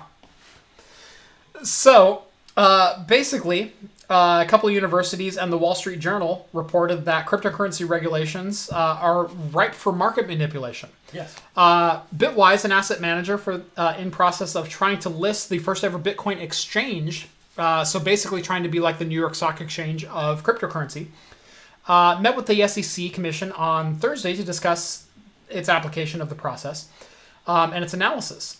And if we scroll down here, the analysis showed that substantially all of the volume reported on 71 out of the 81 exchanges was watch trading. A term that describes a person simultaneously selling and buying the same stock or Bitcoin, in this case, to create the appearance of activity on the market. That's not actual activity. Yeah. So basically, I'm going to buy 30 Bitcoin and I'm going to sell 30 Bitcoin. And I'm going to buy 30 Bitcoin and I'm going to sell 30 Bitcoin. Because now it's a commodity. Now it's moving. Now it's not a stagnant stock or a stagnant exchange. And because it's moving, it inherently has value. And because it has value, other people will be buying into that value. Yeah. And because other people are buying in, now the value has increased. And now you sell that for a profit. Yeah. That's market manipulation 101. Of course. Right. And there's a reason why they arrest people for that if you try to do that in the stock exchange. That's exactly right. That's exactly right. So, but when you have Bitcoin or any kind of new market like that, which is an unregulated, unbacked security, you're going to see that ripe in there. Right. Yeah. So the exchange report had an aggregated $6 billion of trades in average daily Bitcoin exchange. So $6 billion traded hands every day. 273 million of that was legit. You know, I kind of still wonder though. How many people? How much? Because there was a big crash, obviously, with the it was right. But I didn't hear too many people like losing everything or anything like that. Right. It wasn't that bad of a thing, so I think it was more of a soft scam to a soft crash. Right. Almost. I'm not saying no one lost anything. I'm not saying no one lost anything. I'm just saying. I mean, I've heard of a few people like being very disappointed that they lost a lot of their money and they put all their chips in one basket and they kind of had, but it wasn't like, stock market crash, people jumping out windows type of a panic type of a thing. Mm-hmm. Certainly wasn't a real estate bubble bust, a la 2008 in the States. No. There wasn't anyone, losing everything they've owned, or there might have been some, but it wasn't like mass. Right. But so out of $6 billion traded daily, 273 million on average was legit. That's not very much. That's not very much. 20%. That's very, very, 5%. Yes, it's small. Right. So now what they did find was the median spread on average for the day, because that's one way that you can track fraudulent activity. And what they found was Bitcoin was only changing by about 1 cent per day, which is kind of within the margin of error. And they say that's pretty normal for the rise and fall of what we'd expect this volume of trading to be. What they did find, however, was Coinbene, Coinbene, the biggest reported exchange on the coinmarketcap.com, has a nearly $15 spread per day, and some exchanges spread of more than $300 per day. That's insane. That's crazy. Or 300,000% or 30,000%. Imagine the dollar. Yeah. Jumping those percentages. Yeah. Or any kind of normal currency within. Well, I mean, maybe Venezuela. I have some Ugandan currency. Does that jump 15%? Yeah. 15%? No, I have at home. I bought on eBay, and I feel really bad for it, kind of. Although someone made a lot more money than the currency was worth at the time, so maybe someone made bank on it. Some bills from a nation that experienced overinflation overnight. I have some $200 and $400 million bills at home that are legitimate currency. $1 million, yeah. Yeah, so I have, I want to say like over... I'm a millionaire in this country. Right, I have over $1 billion in this currency up on my shelf at home. Yeah. Right. So I'm a billionaire. Yay! Yeah. Bought it on eBay for like $13. And it was supposed to be like 10 $100 bill or $100 million bills. I think I got like two $200 million bills and a 5 in there as well. Yeah. Because it's like, we'll throw that one in because it doesn't matter. Yeah. It's literally like sand. What's 3 cents? Yeah. There was a great story on one of those countries that they put up a billboard at one point, and the billboard was printed with money. So they literally took like $100 million bills and pasted them on there and then spray painted them because that was cheaper than buying a roll of paper. Yeah. Even though it was printed on paper. Right. Yeah. So that, that was a real thing. Anyway, so Bitcoin exchange manipulation, totally a thing and totally something that U.S. regulators and global regulators have been taking a very conservative approach to, saying, we don't want to get involved in this too much, but we need to apply regulation because it is ripe for market manipulation. And if you've invested in Bitcoin or if you've mined Bitcoin, you could totally fall prey to this and not know it. Yep. So something to keep in mind that with unregulated, unbacked currency, non-traditional currency, your mileage may vary. Yeah, but then of course once Bitcoin starts becoming regulated, right? Then its appeal is going to go down. Yeah. It's going to go down. So you know. Nice. Beers and Bites on our Discord says, next time I come to Oregon, I will personally deliver an Alaskan whale if you'd like to share.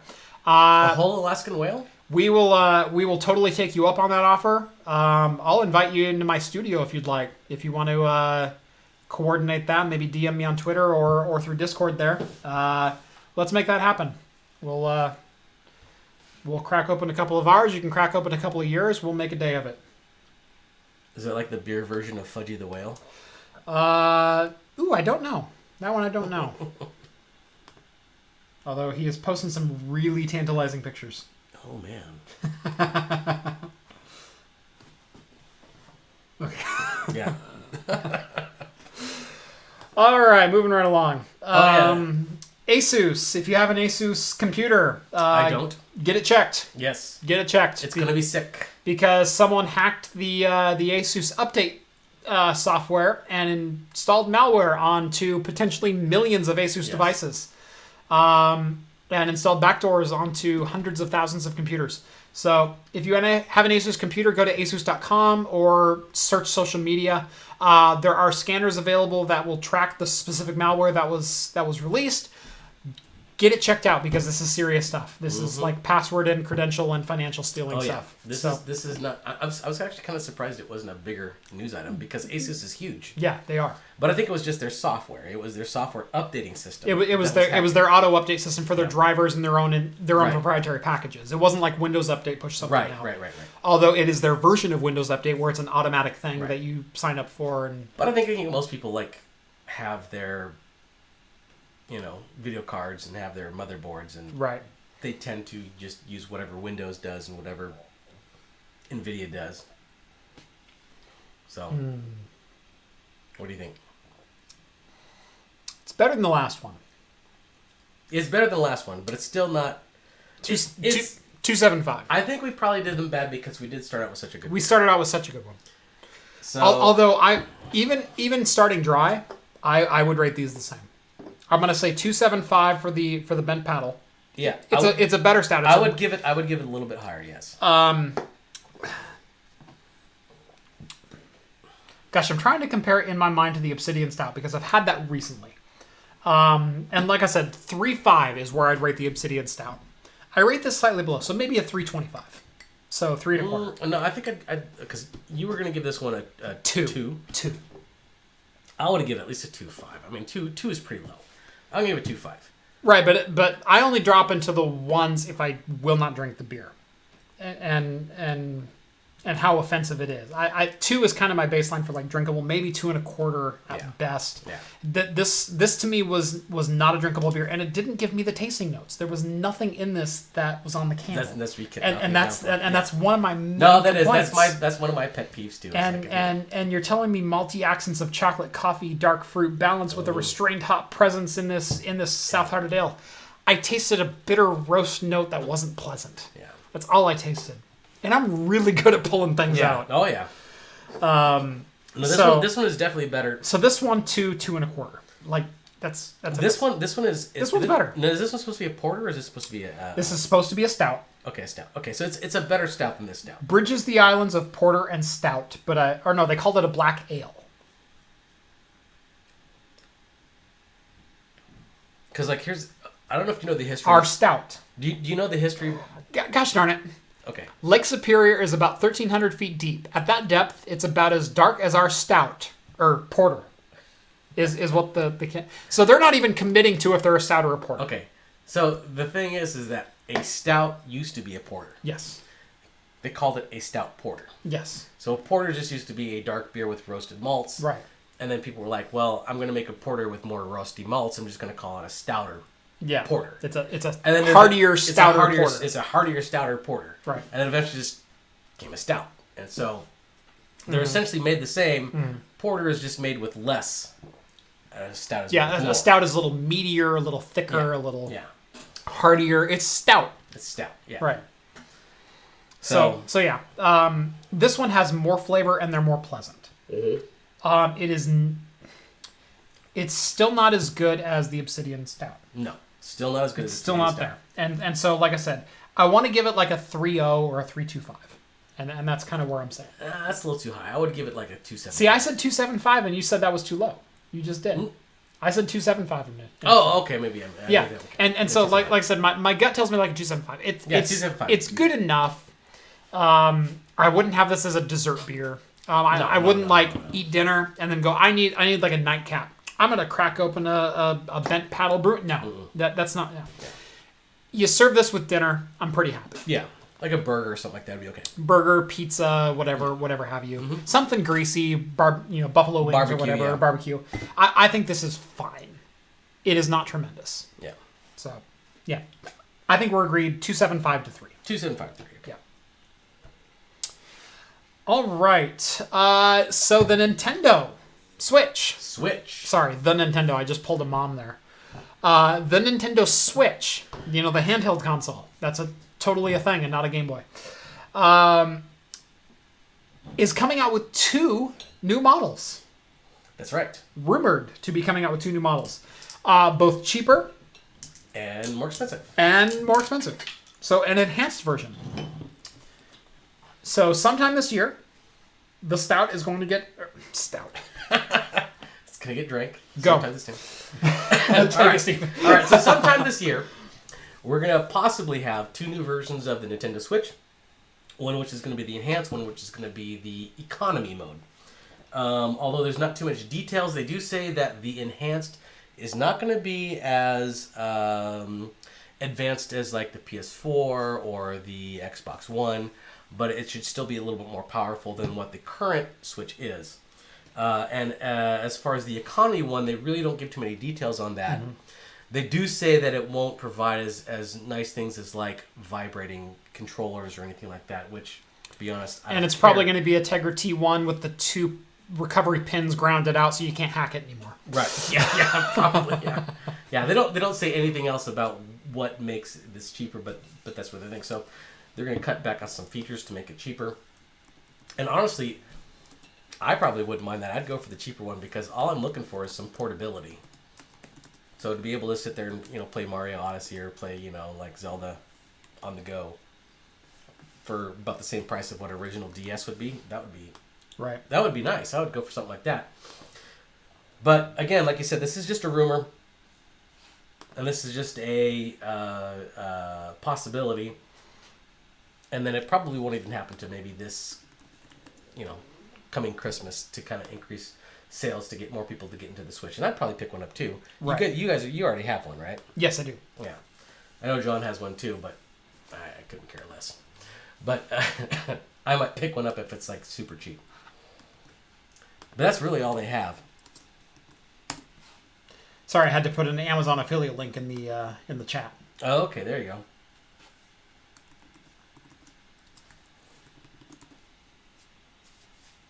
There we go. Sorry, someone was asking NVMe questions. Anyway, I really like the Switch, and the one difficult thing about it is it's $300 to get into. Yes. And it's not a console, and it's not a true handheld because it's a large device. It's tablet size. It's 7-inch. I guess it's Galaxy Note S10 size. Right. But it's a 7-inch device with Joy-Cons that detach and make it thicker if you're portable or make it wider if you're not. And if you carry the Pro Controller with you and whatever games you want and everything, it's not the smallest device in the world. So I've got a carry case for mine, and I do carry it a lot of places. I take it on planes, and I take it on this and that. And I take it to, like, my daughter's ballet practice, and I play Rocket League while she's doing that. You're not entertained by your daughter's ballet? Come on. During the performance, she's amazing. Okay. I don't need to see the practice again. Yeah, that's the thing. Yeah. So I use it for portable entertainment, more than browsing Reddit on a cell phone kind of thing. I'll go to the Nintendo Switch. I'm still waiting for the compelling thing that really pulls me in. Like, I really enjoyed Zelda, but I don't have a lot of time to devote to it. And if you've ever played those engrossing RPG games, right, you put it down for 3 weeks, you pick it up, and you go, I don't know where I'm at. And that's my problem with Zelda, is it's a fun game, but you have to keep playing it to remember what you were doing. Well, there's a lot of games that are like that. There's a lot of games that are like that. And like Diablo, Diablo 3 is available on Switch, and it's the same kind of thing. It's like, well, where was I at? What was I doing? What quest am I on? Oh, I don't know. Hey, why am I holding these 4 things? Are they valuable? Are they not valuable? Are they taking up inventory space? Did I pick them up? Well, I think that all has to do with the interface of the game too, because totally. As long as it's intuitive. In fact, that just happened to me. Yep. What was it? Because I stopped playing the latest Doom a while ago for some reason, and then last week I picked it back up again after about, I don't know, maybe 4 or 5 months. Becky says when her daughter's in dance class, she got to go next door to the local microbrewery. The closest microbrewery to my daughter's dance studio is about 3 miles away. That's not too bad. It's not too bad. You can always just pick up. You know the railroad tracks in Salem? Yes. She's in a church right next to that. Oh, okay, I know. Yeah, right on. They're on Broadway. Okay. So yeah, that's not too far. Yeah, she's right there. So yeah, there's like 4 breweries that are just down that road. Yeah. So I've been around. I've been to 1859 during one of the practices. I'm not gonna lie, I did leave her there and then go had a couple ciders. But yeah. So with the Switch, I could certainly see it. God, I would like to see even a smaller Switch. I'd like to see a 5.5-inch Switch. I really portable. A little bit more portable. You think the current one's a little too big? It's a little bit too unwieldy for me. Where with the Joy-Cons on it, it's a little bit heavy for long use. I like the stand on it because I've used the stand on a plane, but then to do it comfortably, I've also got to have the Pro Controller, which takes up more room in my bag. Right. And when I'm traveling, I don't put anything I don't need to in stowage. I've got my camera on me. I've got my laptop. I've got all of my important electronics in my carry-on with me in my backpack. And the Pro Controller adapter is one more thing that I have to carry that's more weight, more bulk into that. And gosh, that's just frustrating. Yeah. And so I would like to see maybe a 5-inch switch with a more streamlined controller option. Or even if it's just streamlined in the same controllers, then I can, do whatever I need. You okay over there, Steve? I can still see you. I can still see you. Oh, yeah. I'm trying to hide. Okay. Oh. Don't die on me. Don't die on me. Like I'm saying. I still got a cough. Yeah. What I will say is for dance studio wise, she did perform in the Nutcracker in December for their Christmas thing, and it was actually a large production at the Elsinore Theater. Oh yeah, nice. And right next door was a tap house, and then we know that tap house. We know that tap house. We know that tap house. And then around the corner from them is Taproot. There was 1859. Mm-hmm. There was Archive. So there's like a lot of them. There's like 7 or 8 tap houses or cocktail bars within like a 2-block radius of where she was performing. So we definitely dropped her off for her pre-rehearsal and did the rounds. Okay. Anyway, this tingled my throat. Yeah, did and it? It's making me cough. Yeah, let's open. Let's go open another one. This is the Belgian style Saison Sophie. I would get some more glassware, but I'm literally stuck here. I got you. You got clown shoes. Yep. I have this glass. Oh, you do? I do. This is Oregon Garden Brewfest in Silverton. Nice. So this is the Goose Island Sophie. It is a 2017 edition of their Sophie. It's a Belgian style Saison. So it's going to be a lot of that German barley, the German malts, kind of that banana forward. Yeah. A little more earthy farmhouse. Yes. Farmhouse kind of style. Yeah. Saisons typically... It's a farmhouse hemp. Yeah. Is what it is. Yeah. And what's funny is I don't like farmhouses, but I like Saisons. Well, the reason why you don't like farmhouses is because they're so random. Yes. And was that the bottom of it? Did you get the Yeah, you got a little more. Okay. I was going to say, whoa. Yep. There we go. We got it. I mean, because the definition of farmhouse is it's completely random. You're taking the yeast of the area it was produced. Right. So you're not really knowing what the flavors are going to be. Because I've had some farmhouses that were just absolutely excellent. Oh, yeah. And I've had some farmhouses that were just super funky. Oh, that's good. But this one is quite good. It's got like I want to say like an Irish red kind of taste to it. Kind of in the middle. It's very malty right in the center. Mm-hmm. It's very slightly tart. Yes. Very slightly. Like when you first bite into like a Granny Smith apple. Exactly. Like not overly tart, but sweet tart. Yeah. Fruit. Yeah. Where it kind of makes you pucker just ever so slightly, but not enough to pull anything away or stop chewing. It does have the aftertaste of sweet malt. Yeah. Yes. Yeah. It's really funny. We both went Granny Smith. Yeah. Very malty right in the center, but yeah. Oh. It's like a caramel apple, but instead of caramel, it's beer. Mm-hmm. You bite into it, and there's like beer in the middle. And not caramely. No, not caramel. Alcoholic malt. Right. Like I said, the best flavor that I can attribute it to is like a sweeter red ale, like an Irish red, kind of right in the center. Yeah. It's not that. Well, but Irish reds, they're more malty, obviously. But that malt flavor and the mouthfeel is very, very similar right in the center. Different flavor, but that essence of red ale. Yeah. So, it's good. I get it. It's very good. No, I like it. Been a while since I've had one of these. So I bought one over a year ago, and I think Rhett and I have previously had one of these on the show. It might have been me and John. I know it wasn't you. I know I've had the Sophie before. Yeah. Not with you, but I've had it before. Yeah, but anyway, so I bought 2 or 3 of them at the time, and I've kept this one in my fridge since I bought it. Yeah. Now it's a lighter beer, so you don't want to sell or age it. No. So this one was kept in my fridge, so it wasn't like continuing to digest. Yeah. It's not pooping out more yeast for us. Not like the beers John tried to give us. Oh god. Yeah. What was that? What was that? We're under attack.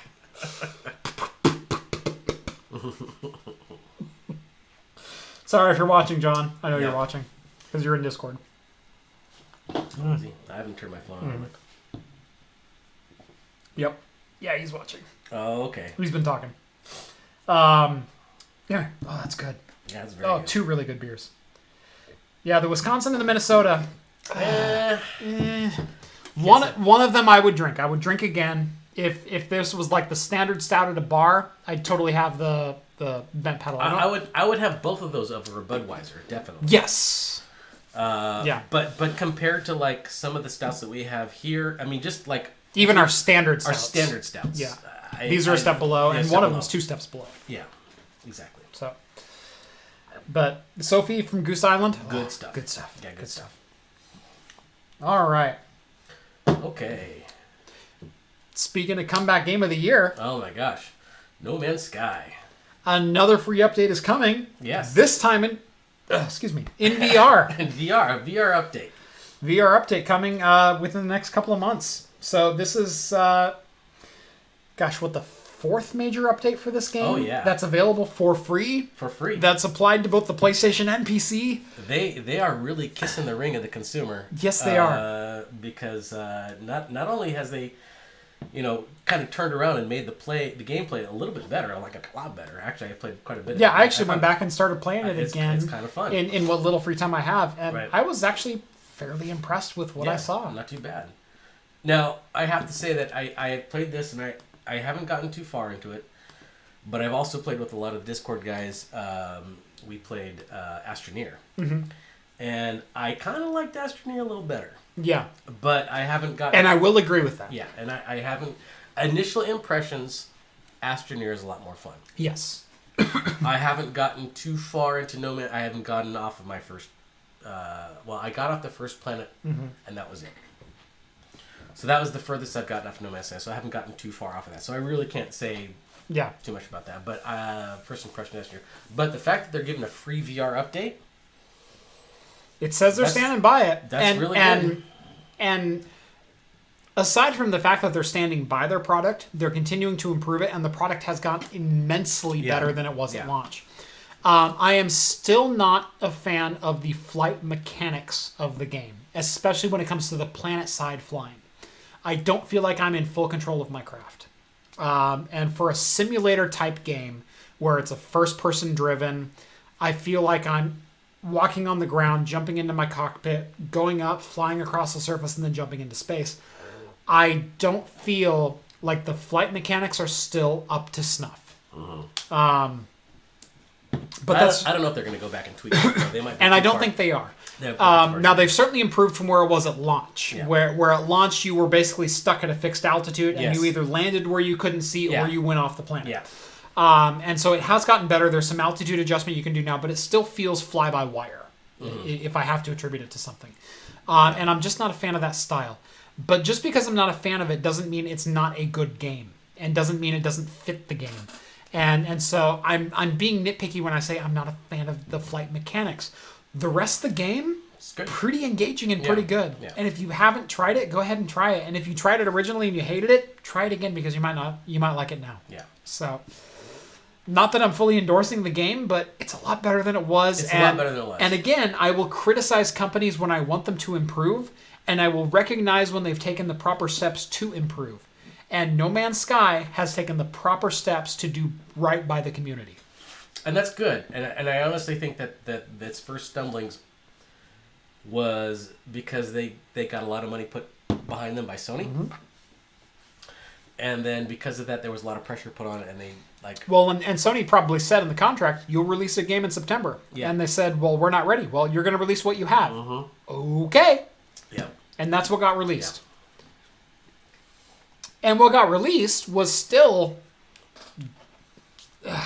I'm not going to say good enough. I'm not going to say good enough. Yeah. What I'm going to say is the first day it got released, so the first 2 days it was released, I bought it on release day, like 2 hours before so I could pre-download it. Right. So I technically pre-ordered it by 2 hours. Had it downloaded, started playing it like 10 p.m. or whatever the drop dead time for was it. I played that game for 16 hours over a weekend. And it took me 16 hours to realize that the universe was a mile wide and an inch deep. Yeah. because there was so much in that mile wide that I was going, oh, maybe it gets better once I get the ship going. Oh, maybe it gets better once I get off planet. Right. Maybe it gets better once I explore the next thing. Maybe it gets better when I buy a new ship. Maybe it gets better when wait, that's all there is. Yeah. And it took me that long into the game to realize that it wasn't going to progress beyond what I had. This was Spore Part 2. Right. Yeah. Exactly. And even to Spore's credit, Spore even improved with the DLC that came out later. I never tried the DLC With the Spore Commander and a couple others. I think after if you haven't tried them, after they're actually pretty decent. Can I still get them? I don't know. Yeah. You can get them on Good Old Games for like $10. You can get everything for $10. Creature Creator is like the best Totally. thing. Yeah. Bunch of testicle monsters running around. Yeah. Yeah. What's really funny is when there was one instance that someone had posted a testicle monster online. I think it was on an early Reddit thread that I had created. Oh, yeah, so My testicle monster is an epic monster on someone else's planet. Yes. That's right. Crowning achievement. Mm-hmm. Yep. So yeah, like I said, if you haven't checked out No Man's Sky, give it a look because you might like it. If you're a fan of Minecraft, Astroneer, those style of games, it's worth a look. It totally is. The good part for me, because like I didn't buy it when it first came out. Mm-hmm. I waited until all the shame had hit them. Yep. Palpably. Yep. And they had to like regain their face. Mm-hmm. And so they had a deep discount when they were trying to get people to come back. Mm-hmm. And so I think I picked it up for like $12. Mm-hmm. And now it was worth it then. I don't know what it is now, but it's definitely worth more than $12 when I first picked it up. So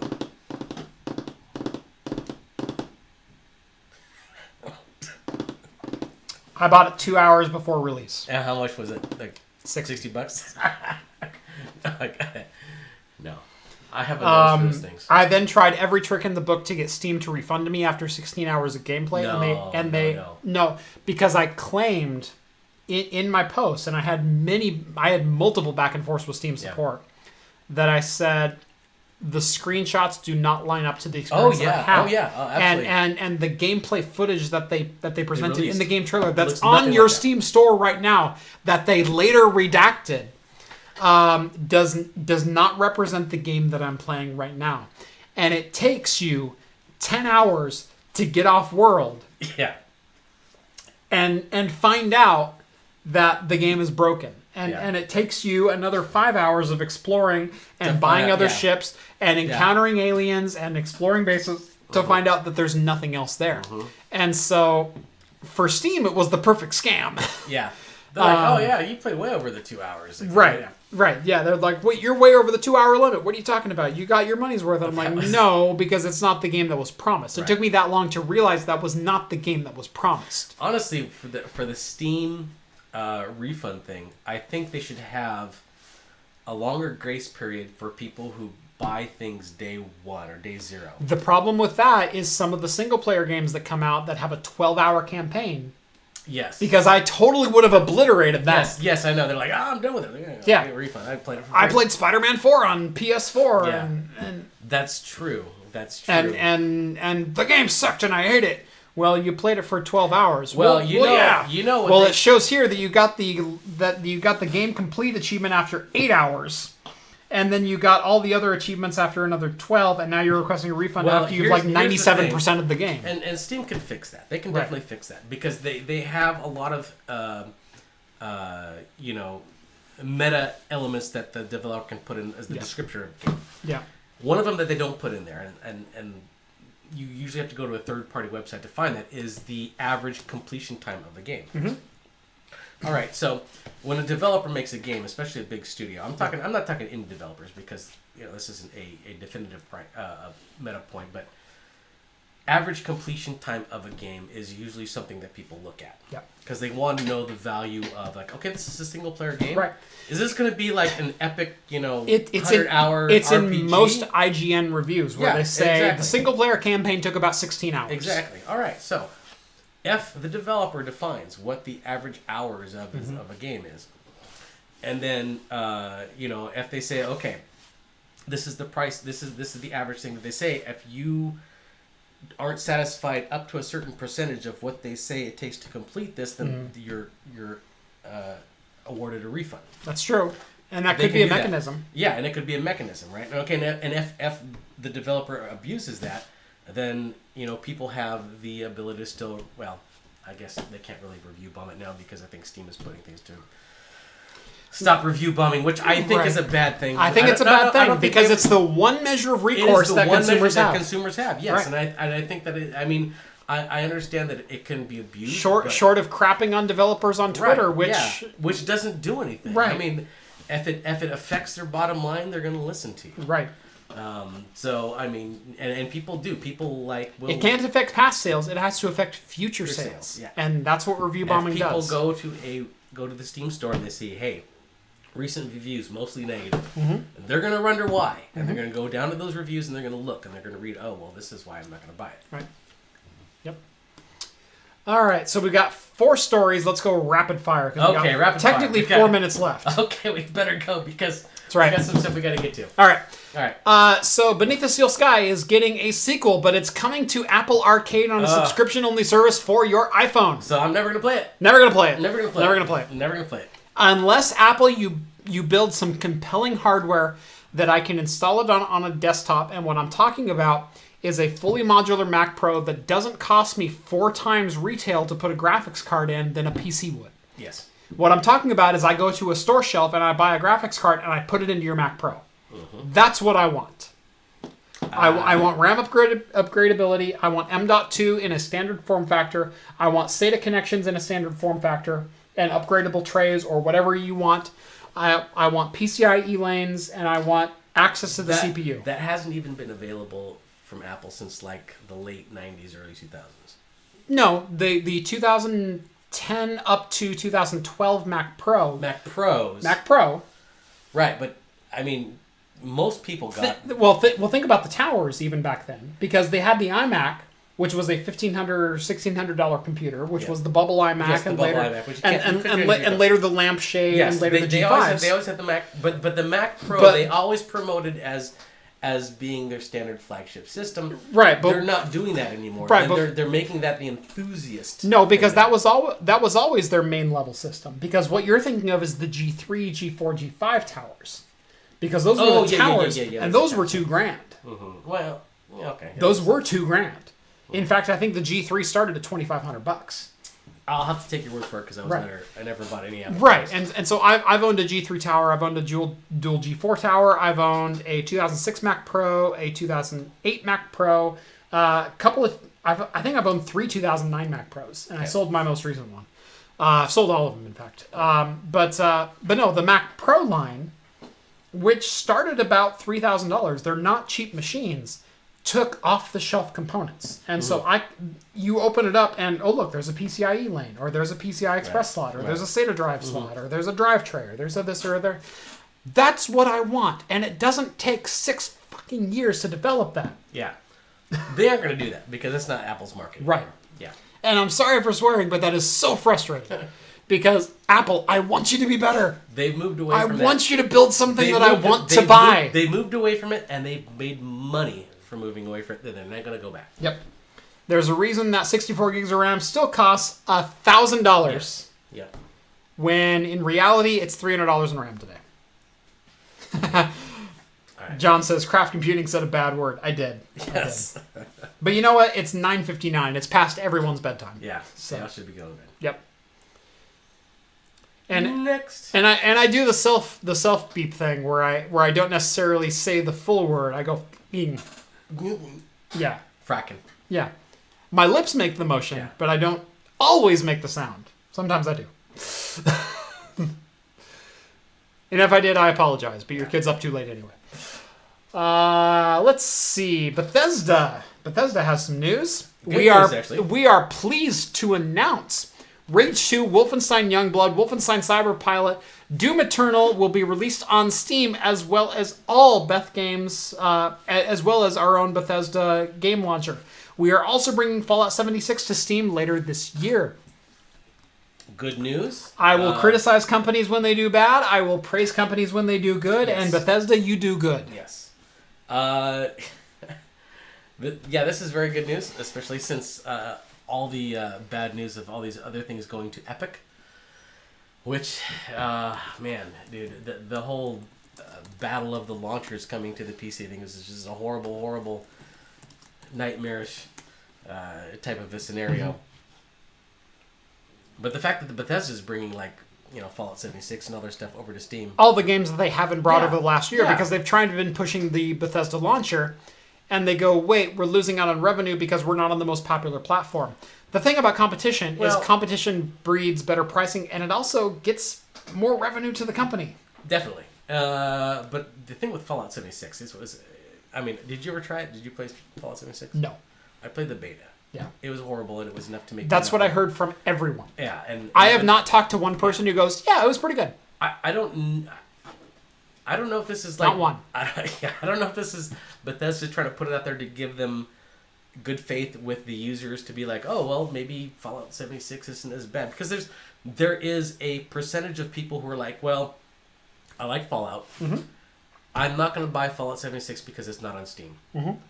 And then they're like, well, maybe the people who are saying Fallout 76 was just garbage because it wasn't on Steam, maybe they were just poo-pooing it because of that. I don't know. Okay, it's going to come out on Steam. They may release it at a discount. They're going to get immediately, just from Fallout fans who want to try it, they'll immediately get sales. So this is why they're doing that. Rage 2, Wolfenstein Youngblood, all those other things, I think they're putting it out there because they kind of realize their mistake. They're like, yes. We're not going to. The same thing with the Epic Store. I expect a lot of developers to not necessarily apologize, but give the community some comeuppance for going Epic Store exclusive. Oh yes. So I'm looking at The Other Worlds from especially Other Worlds. Yeah. That was one of the biggest. That was a kick in the nuts. That was a kick in the nuts. Yeah. I am not a proponent of piracy, but I might pirate that one when it comes out just to see how it is, and then I'll maybe buy it a year later when it comes on Steam. But I'm not buying it from the Epic Store. I'm not. Right. And that's the same thing with me is I criticize the Epic Store for buying up competition and championing. Yeah. Championing. There we go. I'm missing a syllable and I'm not sure which one. Championing exclusivity, and I don't support that. And with Epic, especially with companies that have previously announced we're going to be available on Xbox and PlayStation and Steam and Windows PCs, and all of a sudden they said, oh, sorry, if you bought it on Steam, we'll still redeem it, but we're only going to redeem it for people who already bought it because we're going exclusive to the Epic Store. Right. Screw you. Yeah. Because you took $1 million payday from Epic. Yes. And we all know what it was. And it's a total middle finger to the consumer. And it's another launcher that I have to install. And not only that, it's an inferior launcher. If you look at the features, they hardly have anything on there. Nothing is fully baked in that. They in are that launcher. literally taking Nothing. their Fortnite money and throwing it around to get people to come to their launcher. That's all they're trying to do. And to quote Rick and Morty, don't you have any pants with this? No, it's only a shirt because apparently you like to swing your dick around. Yes, that's exactly what it is. Yeah. And then once they run out of that, they ain't going to have anything unless they improve this, and they have a long way to go. Yeah. If you look at the features that Steam has and the ecosystem that they provide, they have years to catch up. Yeah. I think they're going to run out of money before they before they catch up to the features. Yep. My first Steam purchase was December 2008. That is the first game in my library, and I know I had a library before that, but I don't have that account anymore. Someone from Discord, because I played. My current account is 11 years old. Yeah, no, mine's older than that. No, I know yours is because yours dates back to Half-Life 2. Half-Life 2. Default's Half-Life 2. Mine dates back to Left 4 Dead 2. Okay, no, mine's because Half-Life 2. Mine's modern Steam. I literally, I got it like midnight. I didn't have to do a midnight release for it, but I did, and it was like because I had to. I didn't like Steam at the time, right? But I had to use physical media from my cold dead hand. Oh my gosh! I still went and bought the box, but it came with the code. It's like, well, I gotta punch the code in. Yep. So that's what I did, and it was a literal midnight release, and that's when I had my Steam account, and I've had it ever since. Never banned. Yep. Ooh, this guy's got an interesting one. What's that? So we were complaining about daylight savings on Discord apparently. Oh, okay. Someone said, yeah, Hawaii. I typed into chat, sorry, Hawaii, because there might be some kids awake that I was swearing for. So I said, sorry, Hawaii. LOL, Hawaii is 8 o'clock now. Oh, right. They don't celebrate daylight savings, so it's 7 o'clock. Yeah. And then someone said, who celebrates daylight savings? And I said, well, I celebrate in the fall. Yes.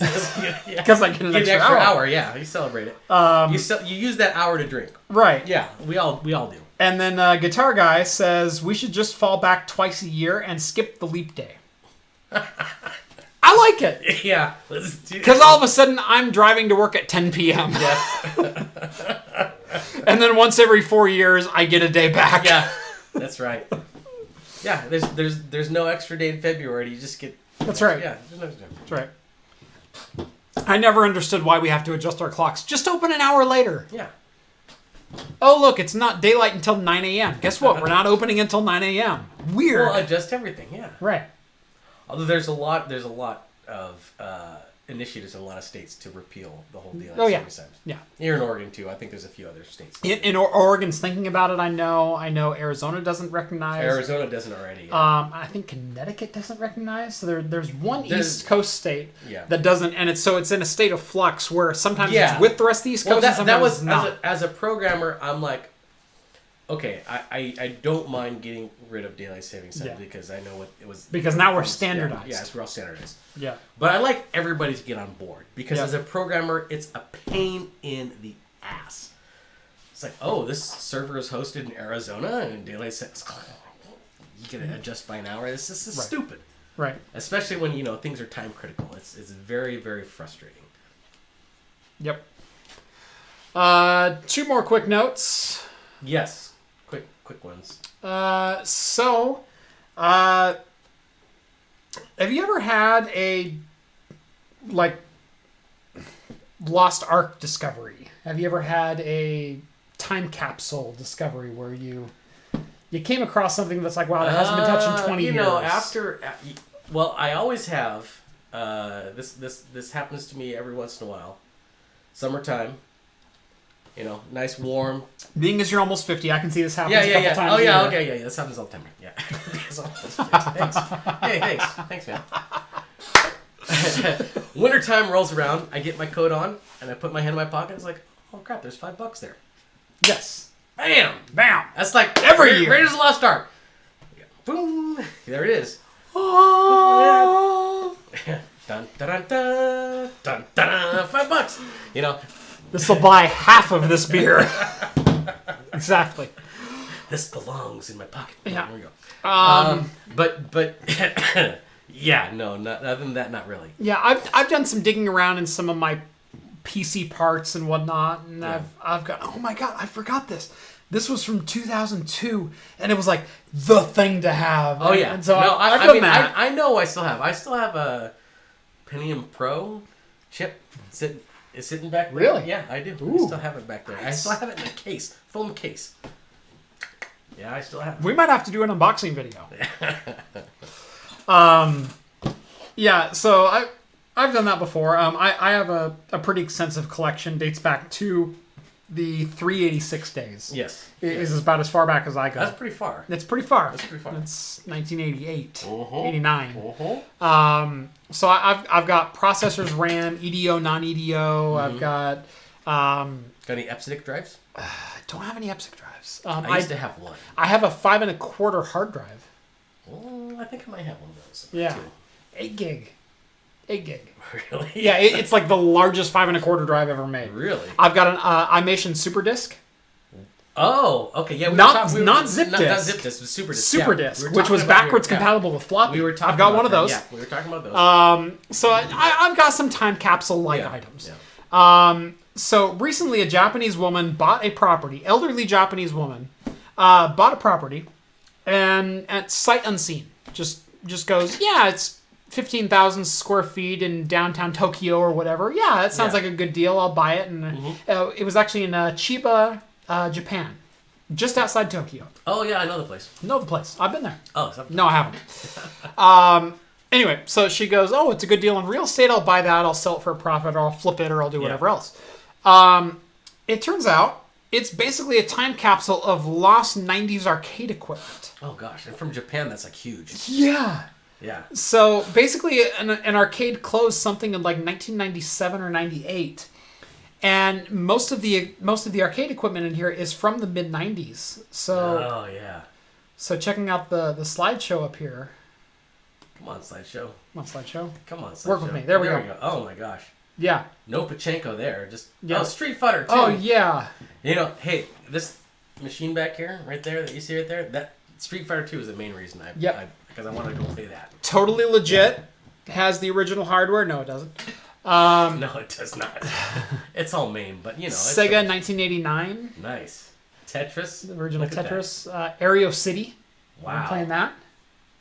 Yeah, that's crazy. So yeah, she bought this property sight unseen. This is a time capsule from around 1997, 98, filled with arcade machines. So they counted about 55 cabinets in total, ranging from racing machines to modern hits of the time like Street Fighter 2 and Metal Slug, to classic arcade games like Donkey Kong and Galaxian. Of the 55, most are in perfect working condition and only need a solid cleaning to be up and running. Others run with darkened monitors, and a very small percentage are beyond fixing. Now, the thing that the question is, Yeah. would you take this and just sell this to collectors? Would you make more money doing that, or just reopening it as a retro arcade? Reopening, you may make bank. Yeah, in Tokyo. In probably, Tokyo, yeah, you would. Yeah. You would make bank. And you would have repeatable income then, because a sale of arcade machines is a one-time thing. I know retro arcades around here are big money. There's several of them around here that make a lot of money. Especially important. But they have to have a bigger aesthetic than just I got arcade games. Right. Like around here, you got to have a bar with it. we have Ground Control. We have what's the one I was saying? Coin Jam. Coin Jam. Yeah, Yep. you have to have a bar around it. You have to have dinner. You have to have stuff to go around with it. It can't just be an arcade. That's not the draw anymore. It has to be retro arcade, beer, food. But you can put that around there. I don't know. Sorry. I still have an IDE 14.4 gigabyte hard drive that I bought 20 years ago for $483. That's a good one. $483. That's a good one. Originally. Yeah, that's a good one. That is a good. That's a good one. But it's IDE though. It's IDE. Yeah, of course it is. You gotta get older than IDE. Boy, what would be older? I mean, because SCSI was around that same time, but SCSI was the more expensive interface. SCSI was more. I have. But if we're talking IDE, that was the interface dating. Epsidic was before IDE. That's right. Ooh.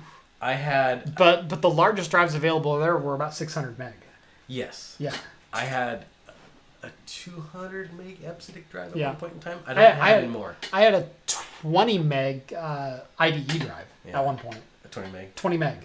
Huh. Not gig, meg. Which is small, very tiny. Yep. I remember. I think the first server I ever built at home was like from a 9 gig SCSI. Yeah, 9 gig SCSI or something like that. Very small. Smallest server I built, gosh. I think I ran like a Unreal. I think it was about 200 gigs. 200 gigs. I think I had like a pair of 160s and a 40 gig boot drive. It was a 9 gig SCSI drive that I put like Unreal as a server on this, so my friends could play Unreal on it. Yeah. I'm trying to remember. I know I had a 256 gig server at one point, but that was a single SSD, and that was recent. Yeah. I think 200 gig is the lowest home server that I've had, or maybe a 160 RAID 1 kind of thing. Some old Seagate 5400.7s. Yeah, I think my SCSI was a Seagate. I can't remember. Yeah. Yeah, it's been a long time. Yep. And then... Last but not least... Did Gearbox announce Borderlands 3? That's right. That was big today. If you guys have not heard... And the full announcement will be tomorrow. So unfortunately, we're not going to be able to cover that until next week. And by the time next week rolls around, everyone else will already cover it. So we'll probably won't talk about it. Yeah. So exactly. So all they have now is really this teaser. And they have a trailer you can watch. Very stylish. Kind of the same style as Black Flags. Have you ever watched Black Flags? Yes. Okay, so the trailer looks very, very much like that. Not much detail, a lot of speculation. Mm-hmm. Some people say, hey, this might be like a battle royale, which is what everybody's going after, which I hope not, which would be like devastation now. I hope not. Yeah. There's a lot going on. There's a lot going on. You can see some characters. They're in the trailer. There's, I think you see, is that like Tiny Tina grown up type of thing? Is that? Tiny Tina was confirmed to be in the trailer. Yeah. Mordecai and Roland. Sir Hammerlock, I saw. Sir Hammerlock was in there. Yeah. Tank was in there. Yeah. So there's Mordecai right there. Yeah. Obviously, you've got the Psycho. Yeah. Well, I mean, his mask is Sir Hammerlock right there. Although the Psycho is holding the vault symbol. Yeah. Which is kind of odd. So yeah, it's. There's a lot to unwrap. There's a lot to unwrap. Yes, a lot to unwrap. Who knows if this is actually? Sorry, there's the money shot. Yes. You don't know if this is actually going to be called number 3. Right. You don't even know. People are saying it is. Is it Borderlands 3? It is. Now Mayhem is coming. Yeah. Mayhem to me implies kind of a battle royale thing. That's what it implies to me. Which I would be okay with as long as that is part of a new feature of it. A feature of it. If it is just that, I'm going to be disappointed. If it's just that, I'm out. Won't play it. Won't touch it. Yeah. I am a little scared that it is. Yeah. Because that's what it is. I mean, okay, so if they release it for free... Epic Store exclusive. No, I'm kidding. That could be a thing, too. It could be a thing tomorrow. We don't know. We don't know anything. Everybody's hyped up about this thing, but I'm more scared about what I don't know than what I do know. I loved Borderlands 1, Borderlands 2. Oh, I did, too. I did not like Tales of the Borderlands. Okay, I really liked the first 2 because I got to play them co-op with my friends. Yes. That is a great point. Yes. The Tales are the prequel. It didn't get great reviews. I didn't even play pre-sequel. I didn't play it. The pre-sequel one... There was pre-sequel, and then there was Tales of the Borderlands, which was I have that one Tall too. Tales. That's You don't even have to talk about that one because it's not even the same mechanics. Yeah. But the pre-sequel, I tried playing... Because I have a friend that I used to play these with, and I have a great friend with him. Sorry. Yeah. John posted to Discord, internet came back up at 8:05. Well, okay, still. Really? Yep, apparently. Well, doesn't matter. I just went, John posted in our Discord, in our private Discord chat. I wonder what he's talking about. Oh, son of a... Well, we would have been late by about... Would have been 5 minutes late anyway. Yeah, we were about 5 minutes late anyway.